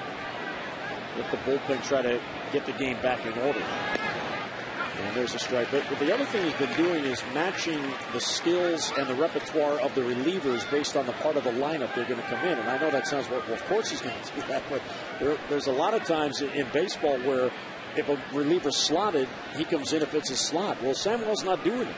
Well, you're right, and I think also you have to give credit to the guys coming out of the bullpen. I mean, Henderson's come in; he gets righties and lefties out about equal, doesn't dominate lefties, and yet he's come in and really given them a lot of long relief at a quality level. I know Birkin, for some reason, better against lefties than righties, even though he's been good, much improved about everybody. So it just seems like everybody's kind of stepped up. Now, obviously, he's not doing that by himself. Rick Cranitz, the pitching coach, has given a lot of guidance because, along with that, Alan Dunn, who's the bullpen coach. So they talk about these kind of things, and then you bring them in, and when they do their job, you look real good. It's the way it's supposed to be. I think the reliever that we've seen that the most with is David Hernandez. You've seen him as early as a 6th inning, maybe a 7th inning. You've seen him close out games when Simone's not available. Sometimes he sets up in the 8th. Well, Rick Cranitz, when he first saw David Hernandez, which was 2 years ago, he said he's going to be in the bullpen. And I think he eventually got there, and he could do so many things because he's got a lot of talent. Great arm. 1 and 2 on Wells, 1 out, 1 on. And more comfortable out there because he can have more of an input. You talk to so many former starting pitchers now, whether they're Dennis Eckersley, who ends up in the Hall of Fame after starting as a young pitcher. Heck used to say, hey, it's a lot easier to get a guy out once than it is 3 or 4 times. But there's also the mental part of it that comes into it. Am I more comfortable? Outside 2 and 2. We saw him sitting with Jason Birkin out there. As those two last year in the rotation right to the final weekend of the season. And Hernandez did begin this year in the rotation. And it's not always physical because, you look at Birkin, he's a 4-pitch pitcher. You look at the 6.50 ERA and you go, this guy doesn't have good stuff, but he does have good stuff. He's comfortable pitching out of the pen. Runner goes, 2-2 is hit right back to Alvis. He goes to second, out there, back to first, and out there. Outstanding footwork by Lugo and some guts by Alvis with the runner going to get it to second base. So an error, none left. 7th inning stretch brought to you by Jack Daniel's Tennessee Whiskey. Please drink responsibly.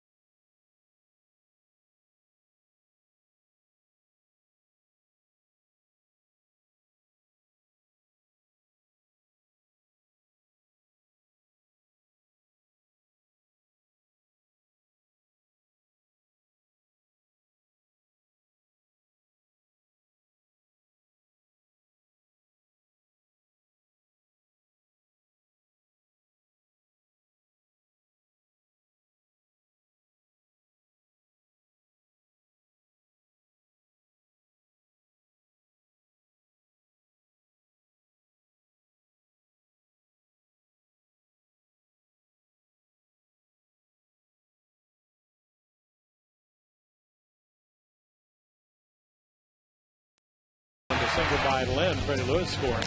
Make it 3-0. Orioles will come back to get a little bit closer. Right there, Lugo drives in a run. Encarnacion lets one go through his legs, but then in the top of the 6th, back-to-back doubles. Hill doubles.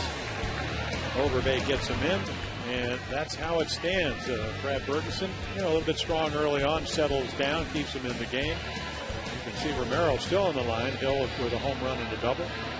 And then the Lugo with a single. So Romero, other than that 1 inning where they didn't really play that well, he has, whatever he did in his last 2 starts, 13 runs in 5 innings, those are gone. But he's pitched very well tonight. The Orioles win 3 up and 3 down in each of the first 4 innings. He also had a 3-batter inning in the 6th because after the leadoff walk to Tejada, Markakis bounced into a double play and then Wigginton grounded out. And that is the 16th time he's been able to get the opposition to hit it into a double play. So it was huge, and he did it against Nick Markakis, who wears out lefties. Adam Jones leads off. And he takes low. PA and Tatum followed. Adam is 0 for 2, called out on strikes and swung through strike 3. Romero has struck out 4. He has walked 1. Off-speed pitch foul back. His strikeout numbers for the year, he's averaging 8.5 strikeouts for every 9 innings he works. Just shy of 1 per inning. But tonight he has 4 through 6 innings. Part of that might be, you mentioned the changeup, not what it usually is. And it wasn't in his last game. But tonight he's had the other stuff working. There's a bouncer towards third, fielded there by Encarnacion. And he fires across to get Jones. And 1 away. Now the Orioles versus Twins game on Saturday, July the 24th, originally scheduled for 4:10 p.m., now begins at 7:05, and the game now can be seen locally on Masson 2 HD. Gates to Oriole Park will open at 5 o'clock for season plan holders and then 5:30 for the general public. For tickets or more details, 888-848-BIRD or get online at Orioles.com. Here's PA, 1 out and none on, as Jones is now 0 for 3. Takes a strike. PA contributed in the 5th inning rally with a bloop single and scored a run. Yeah, only the Wigginton line drive hit hard. The one thing he's been able to do, and now 5 out of 7 times, get the lead runner on. An emergency hack right there. He's got good stuff. And you, again, I know I said this earlier, but you can see why he went in the 6th pick in 2005. College pitcher. A couple of big games in the College World Series. That's with aluminum bats. They have a pretty good idea how to pitch, change speeds. He just gets a piece. He's trying to even his career record against the Orioles as Will Ullman gets loose for the Birds. He is 1-2 in his career. And the win came in the game Jim talked about, May the 30th, the complete game in Toronto. 1-2 on PA, 1 out, none on. Slicing down the left field line, long run for Lewis, won't get it. That's down for a base hit. And PA heads to second base. So PA's got a 2-hit game going. He's at second with 1 down. Yeah, what a difference in a hitter from what we saw last April and May. And again, what's how you hit a lefty. He pitches it away. You just go with it. Short swing, gets the thing that just flips it down the line. And again, they play him shallow. Maybe because he did loop that other ball in so easily into second. The PA 2 for 3. His 4th multi-hit game. He's at second with 1 down. So another big run out there as the Orioles trail by 2. Here's Tatum. Yeah, you would think he's really going to make an effort to hit the ball to the right side. If you're not going to pinch hit for him because you have a short bench, you'll be down to your second catcher. He's got to play small ball, even though you're down by 2. And I think John Bucker's just crossed up. Either that, and that might have something to do with it. I think if he's crossed up, the ball would have gone to the screen. But I think maybe, look at Sean Camp, he goes, wait a minute, let's slow everything down, because that ball was overthrown. There's Bruce Walton out. You know, pitch count at 88, but it's a hot, humid night. Maybe 88 is more like 100.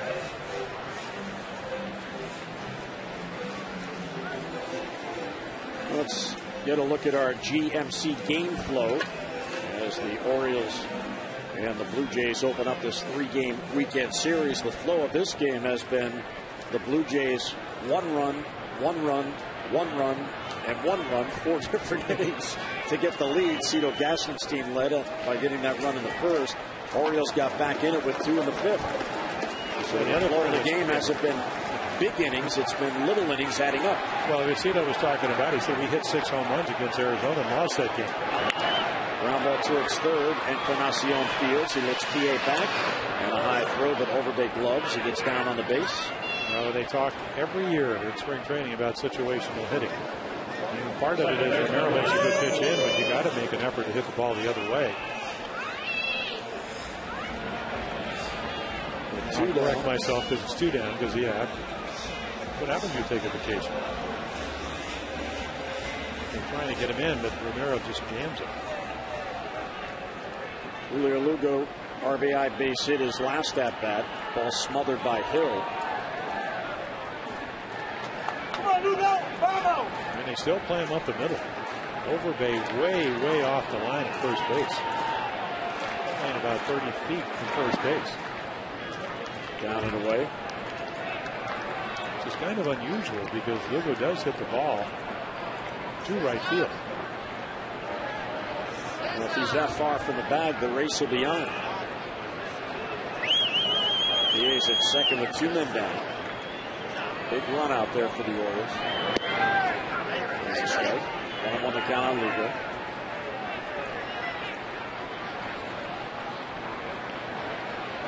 So Julio had 5 RBIs on the road trip and picks up a ribby here tonight, facing Ricky Romero.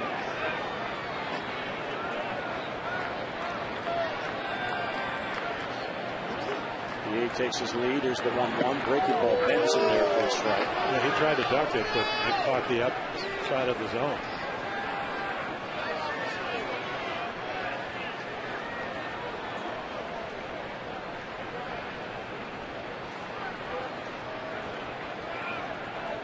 The Orioles, coming into this game, have the second longest winning streak in the American League, trailing only the White Sox, who had won 9 straight.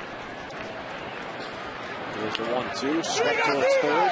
Encarnacion charges. He throws off balance, safe for first base as Lugo beats it out. Good hustle out of the box, and the Orioles have 2 on with 2 down. Yeah, you're in. Encarnacion playing in. He's going to come in on the play right here, and he's going to get to it. Of course, did let one go by him. So snap throw, good hustle. He beats it out. Look at this effort. So PA to third, Lugo at first, 2 men down. You can see Ricky Romero going, I made a pretty good pitch. And now I have to get Cesar Asturias out.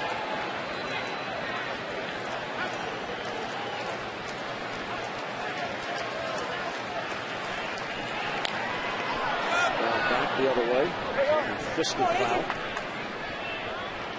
Asturias is 0 for 2, but he reached on the error by Encarnacion, which allowed the second run to score in that 5th inning. Yeah, and this is where it really hurts to lose Matt Wieters, because you probably would see a pinch hitter here.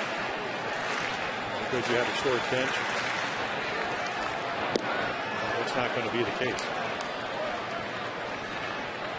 The Orioles have Scott Moore, Josh Bell, and Jake Fox on the bench. So they have a lefty, a switch, and a righty.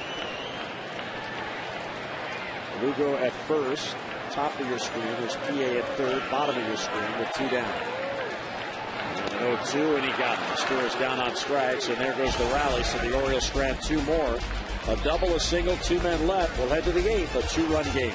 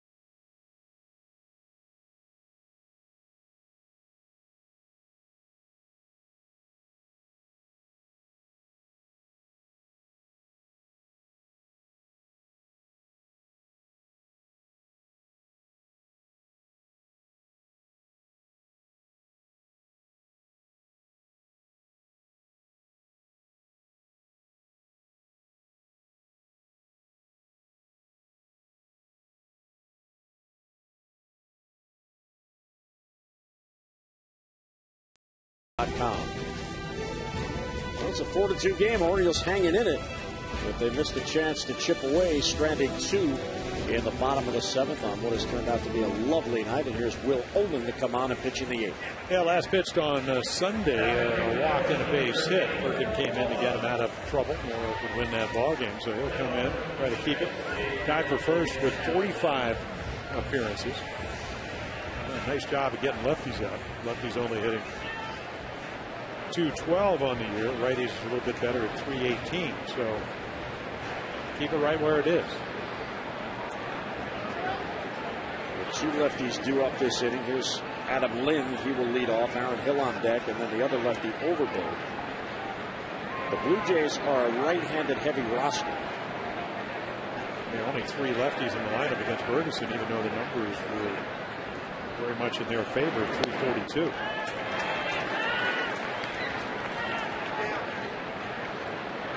So Ullman going to work. It's ahead 0-1. Ullman worked in 3 games in Texas. He got into the Friday, Saturday, and Sunday game consecutively. They pitched an inning total. A third of an inning, then 2/3 of an inning, and then on Sunday faced 2 batters, gave up a hit and a walk, and was taken out. Yeah, 12 of his last 13 appearances, 1 inning or less. Mostly 1 inning, so he's been a situational guy. Swept to third. Here's Tejada. Gets it across. Adam Lynn is out, 1 away in the 8th. Let's get a look at tonight's Ford Drive of the game. Your local Ford dealer invites you to experience Ford like never before. Ford Drive One. Well, Aaron Hill last year, 36. This is number 13. Took a 1-1 fastball. Looked like it's going to be a double carried out of here to make it 2-0 Jays at the time. Swept the third. Curling. It's your favorite sport. Curling. It's growing up. Curling. Here's Aaron Hill. That's the only thing you can do. Well, with all the snow we had this winter, we had a lot of practice here with the shoveling and the sweeping. That's true. You see Bonnie out there with the broom. You just kind of. There's the ball at the center field and a base hit. Now, why would you assume that I wouldn't be doing the cleaning? Because you have people. Another good swing by Aaron Hill. Again, the average under 200 coming in. But again, we've seen it, the home run. I mean, that's what he does. But great extension, hit a double off the wall in the 6th. One of 2 back-to-back doubles. Overbay would get him in. He's stepping to the plate now. So pretty good offensive night. He probably tried to forget about that first half. Other than the doubles and the home runs. Whatever. 3 for 4 night for Aaron Hill. Here's Overbay. And it's taken low, 1-0. Well, with the extra man in the bullpen, Juan Samuel has really been able to utilize Ullman in this role. Come in where there are a couple or 3 left-handed batters, and then go back to the bullpen. Good pitch there, and he couldn't reach it. Overbay swings through it. 1-1. Yeah, real good pitch. But you're going to be offensively challenged. I mean, you come into the game only scoring about 3.69 runs a game as it is. So, how many times have we seen these 4-2 games? 3-2, 5-3. You think you have a chance to win, and not quite muster enough offense. Broken ball misses inside. 2-1 on Overbay. 1 out, 1 on. There's Koji Uehara getting loose. We're in the 8th inning. Arizona tries to keep this a 4-2 game. Orioles will have the top of the lineup coming up in the bottom of the 8th inning. There's a strike. Good pitch. Yeah, perfect pitch. Outside corner. It looked like the way Overbay reacted when he was enticed by the breaking balls the previous pitches, and that one froze him. Well, he froze him because that's a pitcher's pitch. I mean, he doesn't hit lefties very well. He's only hitting 192. Well, I thought when they got him, he'd had a real good year with Milwaukee. He's hit 16 to 18 home runs. Boy, like he'd come to this league, pretty good hitting ballpark out up in Toronto. He embraced the American League ideology. Bounce foul. He looked like a guy that hangs in pretty well against lefties. Maybe not this year, but over the course of his career. His RBI double, his last at bat, extended his current hitting streak to 8 in a row. There seem to be more scouts here tonight from other teams than a regular game. Well, of course, the trading deadline comes up on the 31st. Might have something to do with it. You and I were having dinner. I counted 8 in there. Yeah, everybody looking for different things. There's the 2-2. It's inside, ball 3. They're just trying to get better for the teams that are in contention.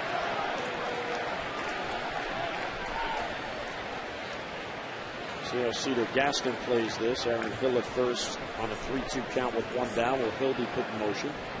You would think so. I mean, one of the difficulties when you run the count to 3-2 is that for Craig Tatum, he's got to frame the pitch. He can't come up in front of the umpires. Otherwise, it could be ball 4, even though it's not. Runner does go, and it's a long drive caught by Tejada back to first off the base. And able to get back in is Aaron Hill. What a play by Tejada. And a bad throw cost him a chance for a double play. But what an effort as he takes a base hit away from Overbeck. Well, the fans are going to give him a standing ovation because he really made it great. And we talked about third base being reflex. Watch this. I mean, great angle right here. He snares it. He's got all the time in the world, except he hasn't been playing third base. So he doesn't know that. I don't care how long you played right here as he saves a double off the bat of Lyle Overbeck. Looked to me like he threw off the wrong foot. Well, he just hurried the throw. And again, this is part of learning your position.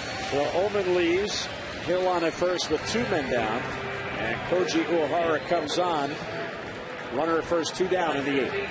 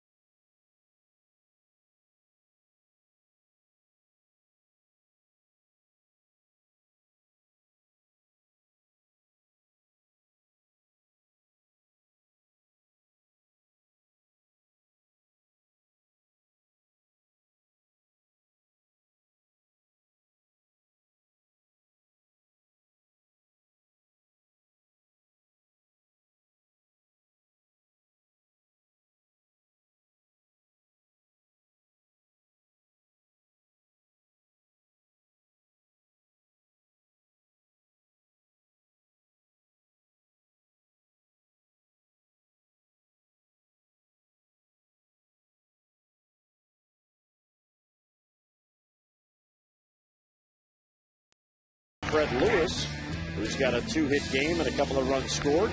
Text in your vote now. Have your voice heard. A, B, or C to 51862. Koji Uehara, a couple of appearances on the road trip right before the All-Star break. There are the numbers. Hard to get a tough read. Some nights the velocity a little bit better. Last year he did not do well in hot, humid weather, and it is hot and humid tonight. 97 degrees at game time. So again, the Orioles just trying to keep it right there. A lot of extra outs in the last 2 innings. The Hatters rush throw, otherwise you can hit it. Brings up a home run in. There's a good splitter. Sure, the Orioles are anxious to see how Koji fares here on this hot, humid night. Certainly not his preferred conditions to pitch in. Valuable man in that bullpen when he's throwing strikes. That plays off 1-1.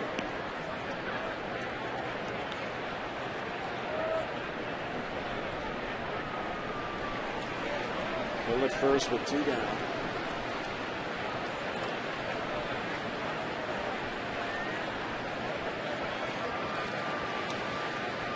The Jays have had at least a base runner in all 8 of their at-bats now. The only inning they have not picked up at least a hit was in the 7th. Escobar did reach on the error by Tejada, so they've had a base runner every inning, and they've had hits in 7 of the 8. Pop foul out of play, 1-2 on John Buck.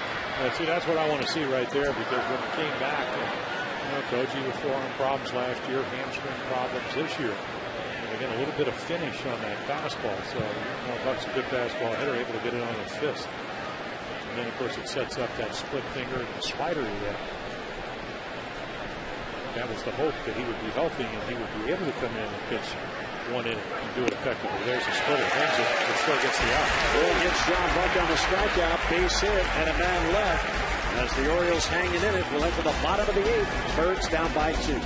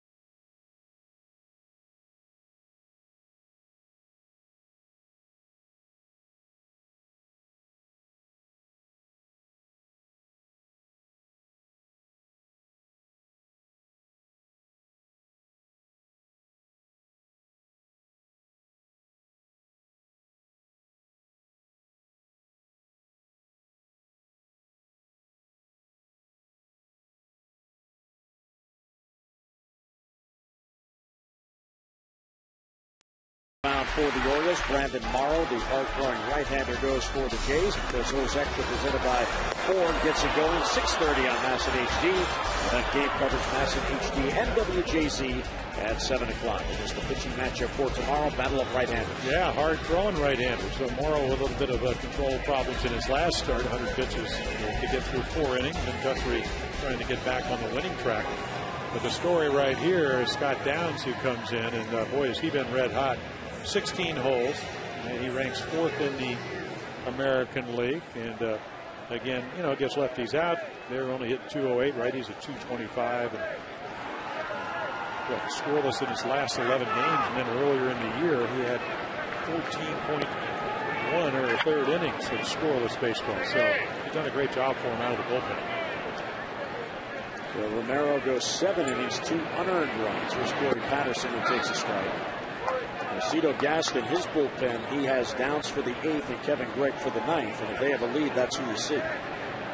Yeah, he's got a good bullpen. And again, I think they're 5th in the American League in earned run area.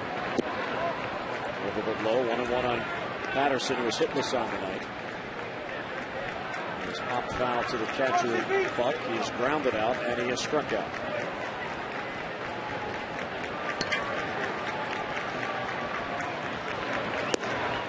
That reached the breaking ball, and it's 1-2.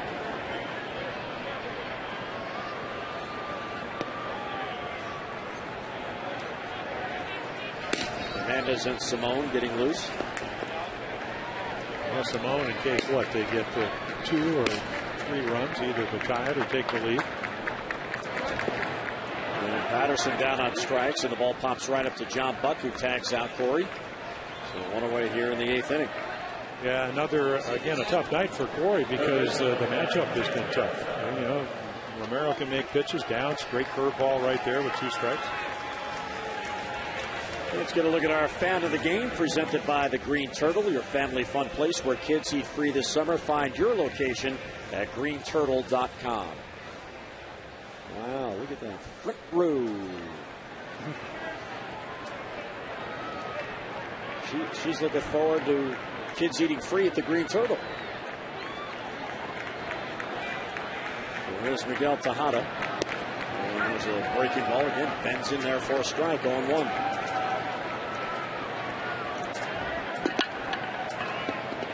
Miguel lined out in the fourth, grounded out in the first, walked his last at bat. The Orioles have left only 4 on in this game. But they have left 3 of those 4 in scoring position. When you're down by 2 runs, that is a big number. Well, Romero made some great pitches to get out of the 7th inning. And then if you're Cito Gaston, 11 and a third scoreless innings right here from Downs, you'll take your chances with a 2-run lead. To get to Kevin Gregg, who's 20 out of 23 in the save department. Thrown right-handed. Hitters count 2-1 on Tejada. Ground ball towards the hole. There's a base hit for Miguel. One-out single, and again the Orioles get the tying run to the plate. Well, there's your plate discipline. Because he works the count where Scott Downs with a 2-run lead. You have to challenge your hitter, trust your stuff. He gets the ball down. You can see it's an ankle scraper. But again, because it's 2-1, you can look for a pitch, and he does. And just, the bat hit gets a little bit quicker when you're not hitting with 2 strikes. And that's the important part of hitting, especially for Miguel. So Miguel extends his hitting streak to 5 straight games. And here's your tying run, Nick Markakis, who was hitless on the night, looking to extend his streak to 7 straight.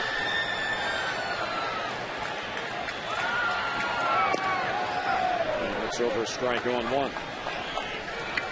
Markakis has popped foul to the catcher. Grounded out twice, including into a double play, but big time numbers in these late game situations. 384. 7th inning on.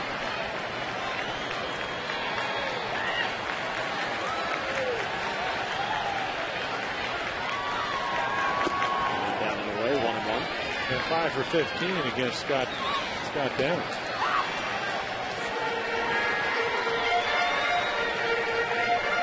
We told you about Romero. 16 double plays into the big one after the leadoff walk.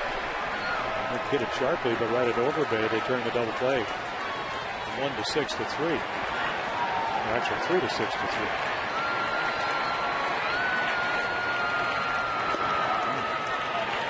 I realize you'd rather get a lead and then hold off the opposition, but it's kind of amazing how the Orioles continue to find themselves in these situations where they have a chance to rally for a win.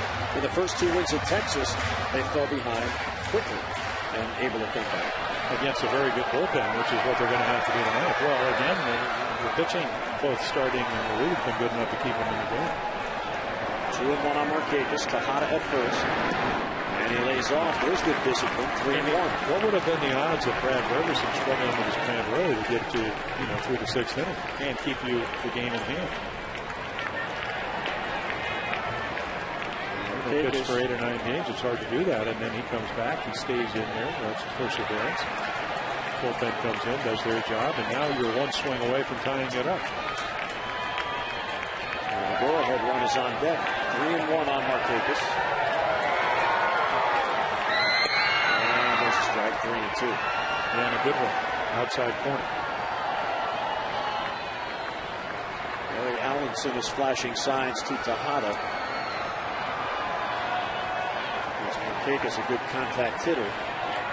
Do you send Tejada to avoid the double play and risk the strikeout throwout? I don't think so. And the reason I say that, Downs a left-hander, he's going to hold the runner. You don't want to let Wickenton come up, even though he's 1 for 7 against Downs. He's not going into that. Bouncer towards shortstop. Escobar goes to second, out there, back to first. Is not in time. Markakis hustles down the line to beat it out and keep the inning going. So Escobar had to go to his right, and the extra step allowed Markakis to beat it out. Yeah, again, another quality pitch, 3-2. That's the one. Of course, obviously, Scott Downs must be making a lot of them with 16 holds. And again, over his last 11 or 12 appearances, hadn't given up a run. Cito Gaston out as Downs gets through the two lefty hitters. And now with the tying run coming to the plate, Ty Wigginton, a right-handed batter. We're going to get the right-hander Sean Camp. So 2 out, 1 on. Birds down by 2 in the 8th.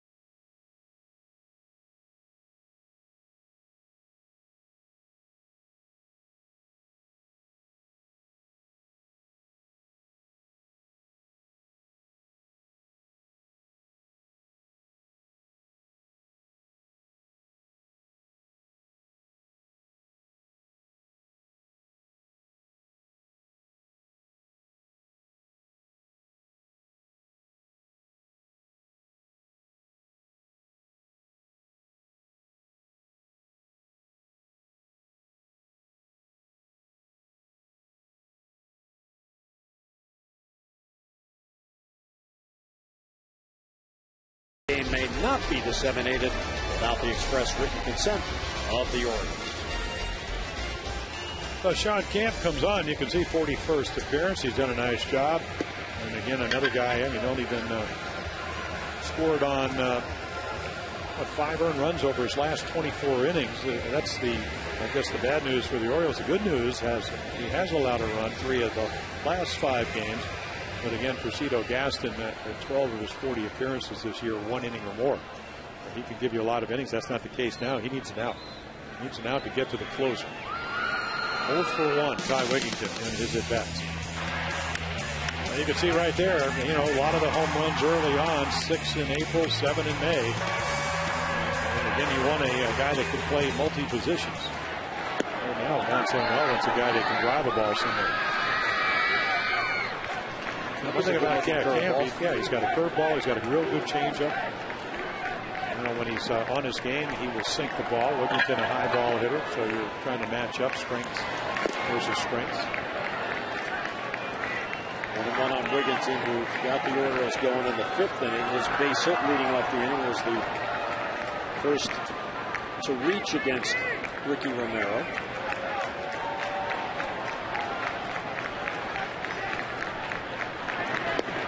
Side gets away from Buck, but not far enough for Markakis to advance. Romero went 7, 2 unearned runs, Downs 2/3, 1/2. Now Camp.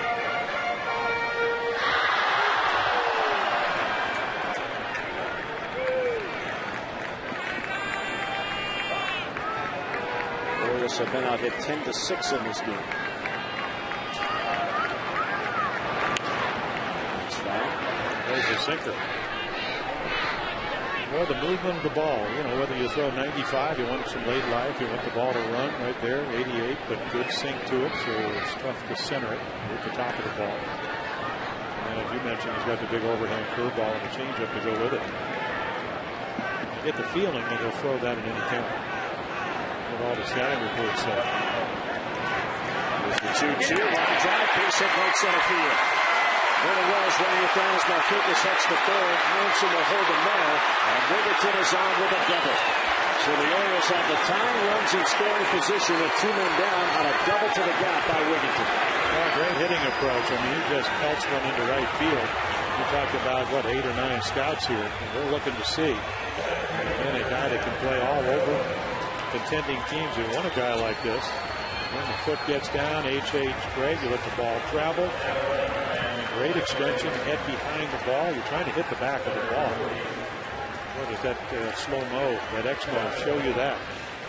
So Wigginton doubles. He leaves. Scott Moore comes on to pinch run. He'll stay in the game at first base.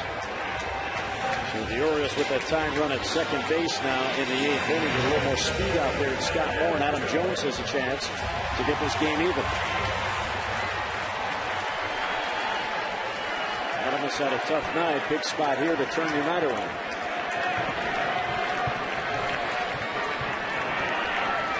Never had a hit off Sean Camp. We've got only 3 at-bats. There's that breaking ball you talked about. Starts one place, you think you pick it up, and you're just happy you didn't put this ball in play because it's kind of a wave. Good breaking ball, didn't pick it up. Now that swing, you're a former pitcher. Was he looking fastball there and just totally fooled by that pitch? Well, he didn't see the ball, didn't see the spin. Oh, nice play by Buck. That saves him a run, and you get the other runner to third. And that's why he's the all-star. Yeah, I think what happens is that, again, we had a chance to sit with Eddie Murray on a number of occasions. And Tony Gwynn down in San Diego, they were both in the booth, and they were talking about how they try to pick, that release pick up the speed of the ball, maybe the spin in some cases, coming out of the pitcher's hand. So that's ideally what you'd like to do. Sometimes you can't do it. So there's a better result on another breaking ball. So you'd like to think right here that if you're going to pull him another one and then make a good pitch, then maybe Adam can get a better read. But the curveball, it's not just about the change of speed, but it's the break. And the good ones, they don't stay on the same plane very long because of the release point. You get underneath them, they're flat. You get on top of them, the tilt is good enough where it just keeps going away from it. 1-2 on Jones. Breaking ball is popped up out of play. So that's a hittable breaking ball because they had more of the plate. And Sean Camp got away with it. Cito Gaston nervously looking on. I'm not sure if Cito liked that pitch. It's great. We were talking with Nick Markakis and Tejada. I said, if a guy throws you 3 in a row, back to back to back, and the third one's not as good, Nick said, well, I never look for 2 pitches in a row. I said, but no, what if that happens? He said, well, it's probably easier to hit. And we'll see if that's the case. You got to think that maybe they'll try to throw this out of the strike zone. And he does, and he chased and he got him. So Jones down on strikes. That ends the threat. Jones has struck out 3 times in this game, and he is 0 for 4 in the ninth. Bird strand 2 left of the ninth, 4-2 Toronto.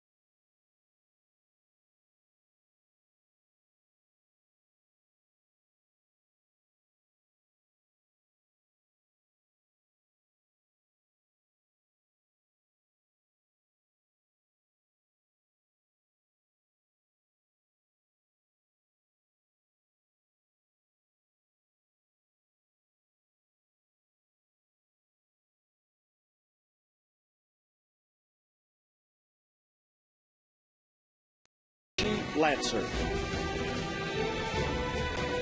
Friday night downtown as we head to the ninth inning.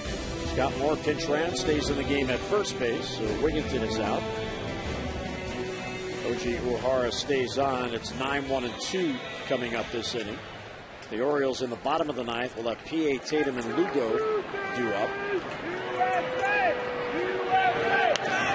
First ball swinging is Encarnacion, and he hits it a mile high, center of the diamond. Tejada takes charge, and as Torres comes in and calls him off and grabs it for the out. One pitch, one down. Yeah, leave it to the Gold Glove.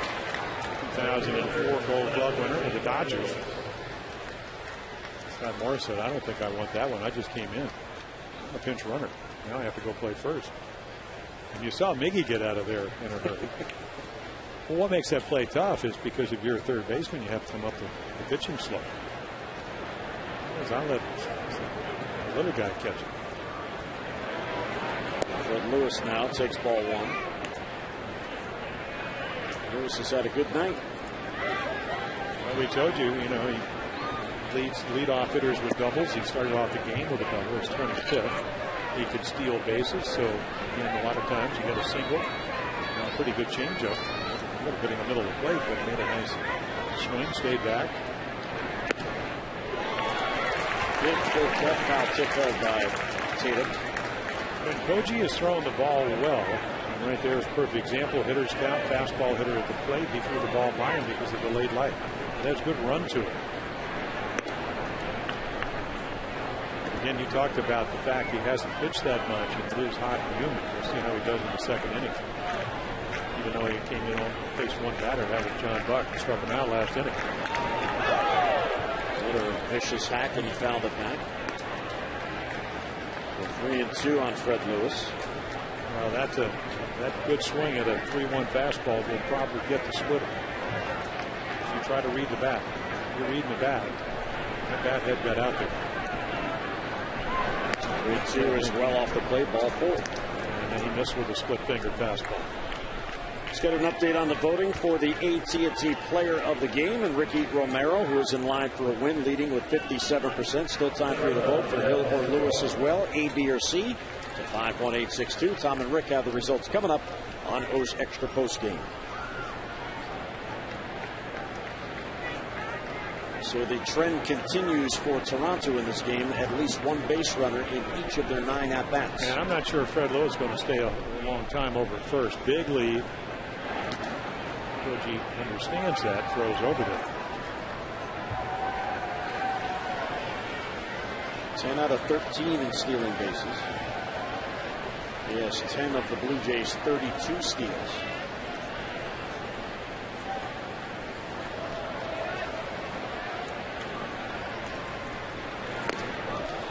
Tight. Escobar bends out of the way. David Hernandez now begins to get loose. He was up last inning, so I'm sure he could be ready 1, 2, 3.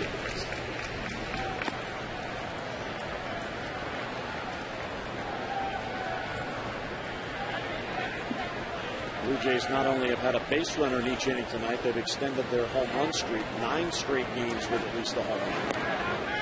There's a strike on the inside corner. Tatum out to the mound to talk to Koji. Yeah, I think he said that might have been at least make Fred Lewis stop over at first base. Because he's getting a big lead. I mean, he's really anchoring that front foot, the one he's going to turn on, which is his right foot. You know when the heat gets to Koji because he takes the scroll behind it. Again, hot, humid night.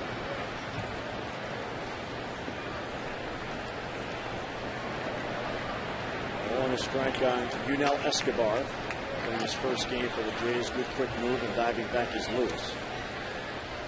Now with that meeting on the mound a second ago as Tatum went out, when you see Koji off the field, he never is without his interpreter. Now, what does Tatum say to him? Over there. When you think about that, I mean, Koji everywhere he goes. I think Koji, Koji. He knows more than he's letting out. I really think that for a lot of the Japanese players, especially the ones that are here, and this is only a second year, that's how do I want something to come out in the meeting? But in the locker room, they understand some of the American language. Well, behind the runner, and again getting back into Lewis. So Lewis is spending a lot of time diving back into the base, but he's still there. Because you can talk to Ichiro behind the cage. Of course, he's been over here, 9 years? and he speaks English, but he doesn't do it through the media. He'll always do it through his interpreter and in the bang-bang play. Well, certainly the scouts have told him this guy runs. This is the one guy that.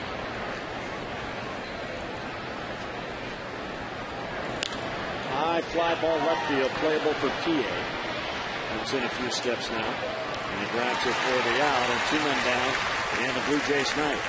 Fans, you can find the latest gear at the official online shop of the Orioles. Browse the largest online selection of official caps, t-shirts, jerseys, collectibles, and more for the entire family. You can shop right from the comfort of your home 24 hours a day, 7 days a week. Get your gear from the official source, theorioles.com shop. Well, Juan Samuel comes off 4 days off, and you have a power arm in the bullpen, the guy leading the American League in home runs coming up, and you're going to the mound. So Koji leaves. David Hernandez will come on. He'll face Bautista with 2 down in the ninth.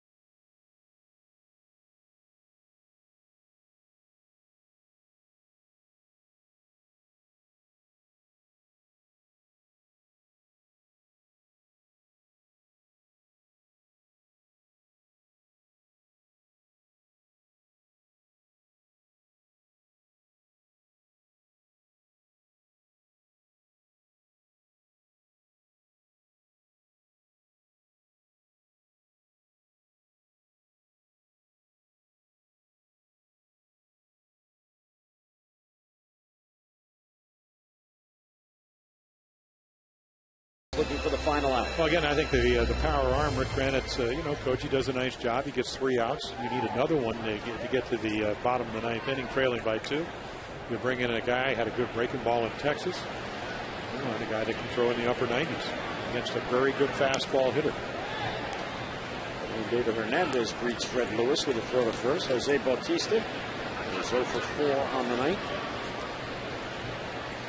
including a couple of strikeouts. Yeah, Bautista, not a lot of at-bats, over 3 lifetime against David Hernandez. Breaking ball and a check swing, and he checked in time. Well, you know what the book is. Fastball hitter. I have a breaking ball and a fastball. You miss with it. I always thought even the guys that aren't looking for it will be looking for it now. So you either better make a good pitch or come back with a breaking ball. And away, ball 2. David last worked last Saturday night, 1 inning.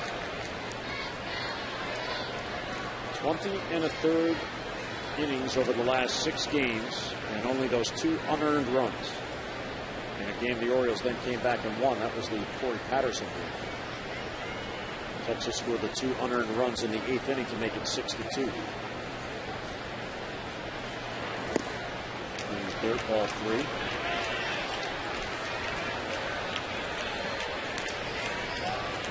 Toronto's bullpen. Yeah. That's Kevin Gregg, the closer, on a warm night. He was up throwing early, so it took him 10 or 12 pitches to get loose.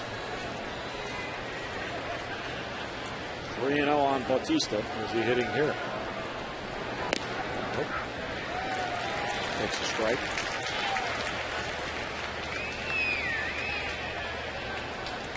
"29 years old, Jose Bautista. It seems like he should be about 40.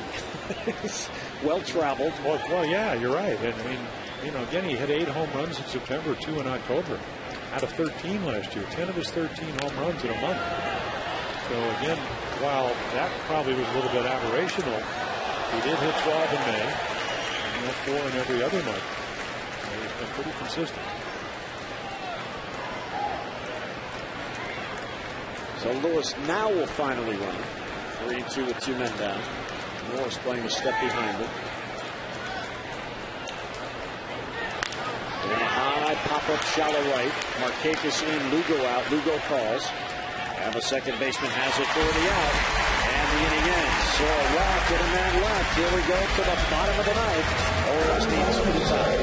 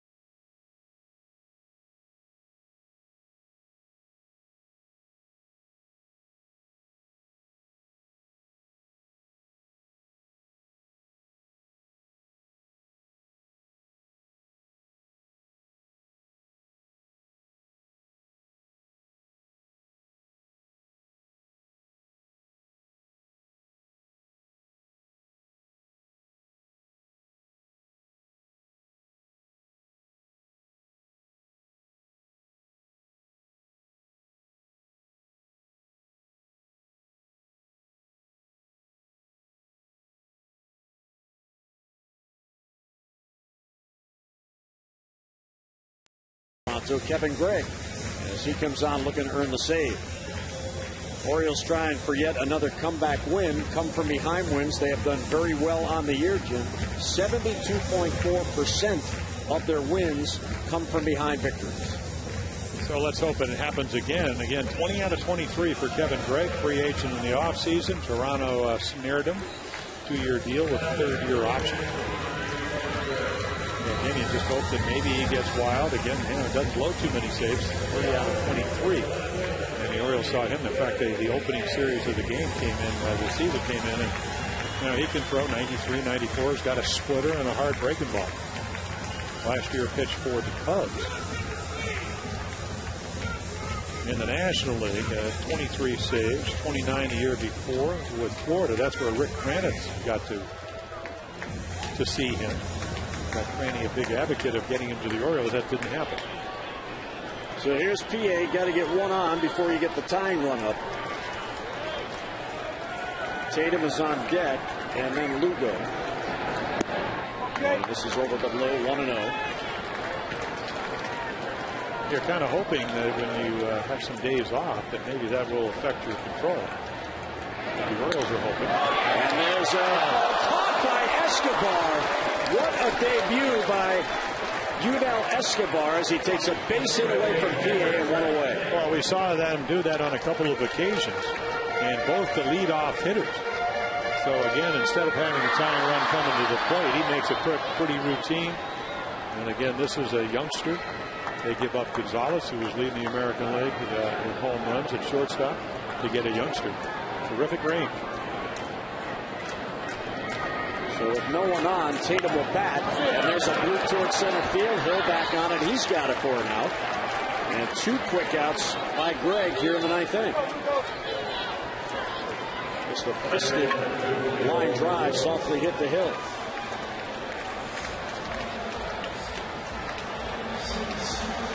Yeah, Gregg, who Kevin turned 32 back in June, but he's been around. Saw him in Anaheim, saw him with the Marlins, with the Cubs last year.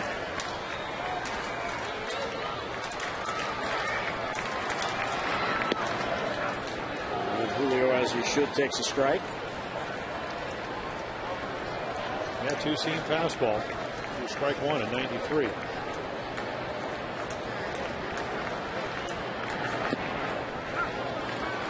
Now it's 0-2.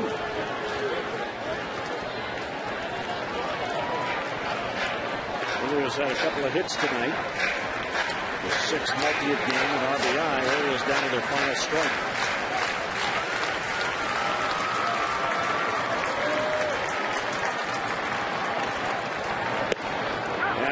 strike 3, and the ball game is over as Drake comes on and gets a 3-of-3 down ninth to earn the save. And the Blue Jays get the opener of this 3-game weekend series.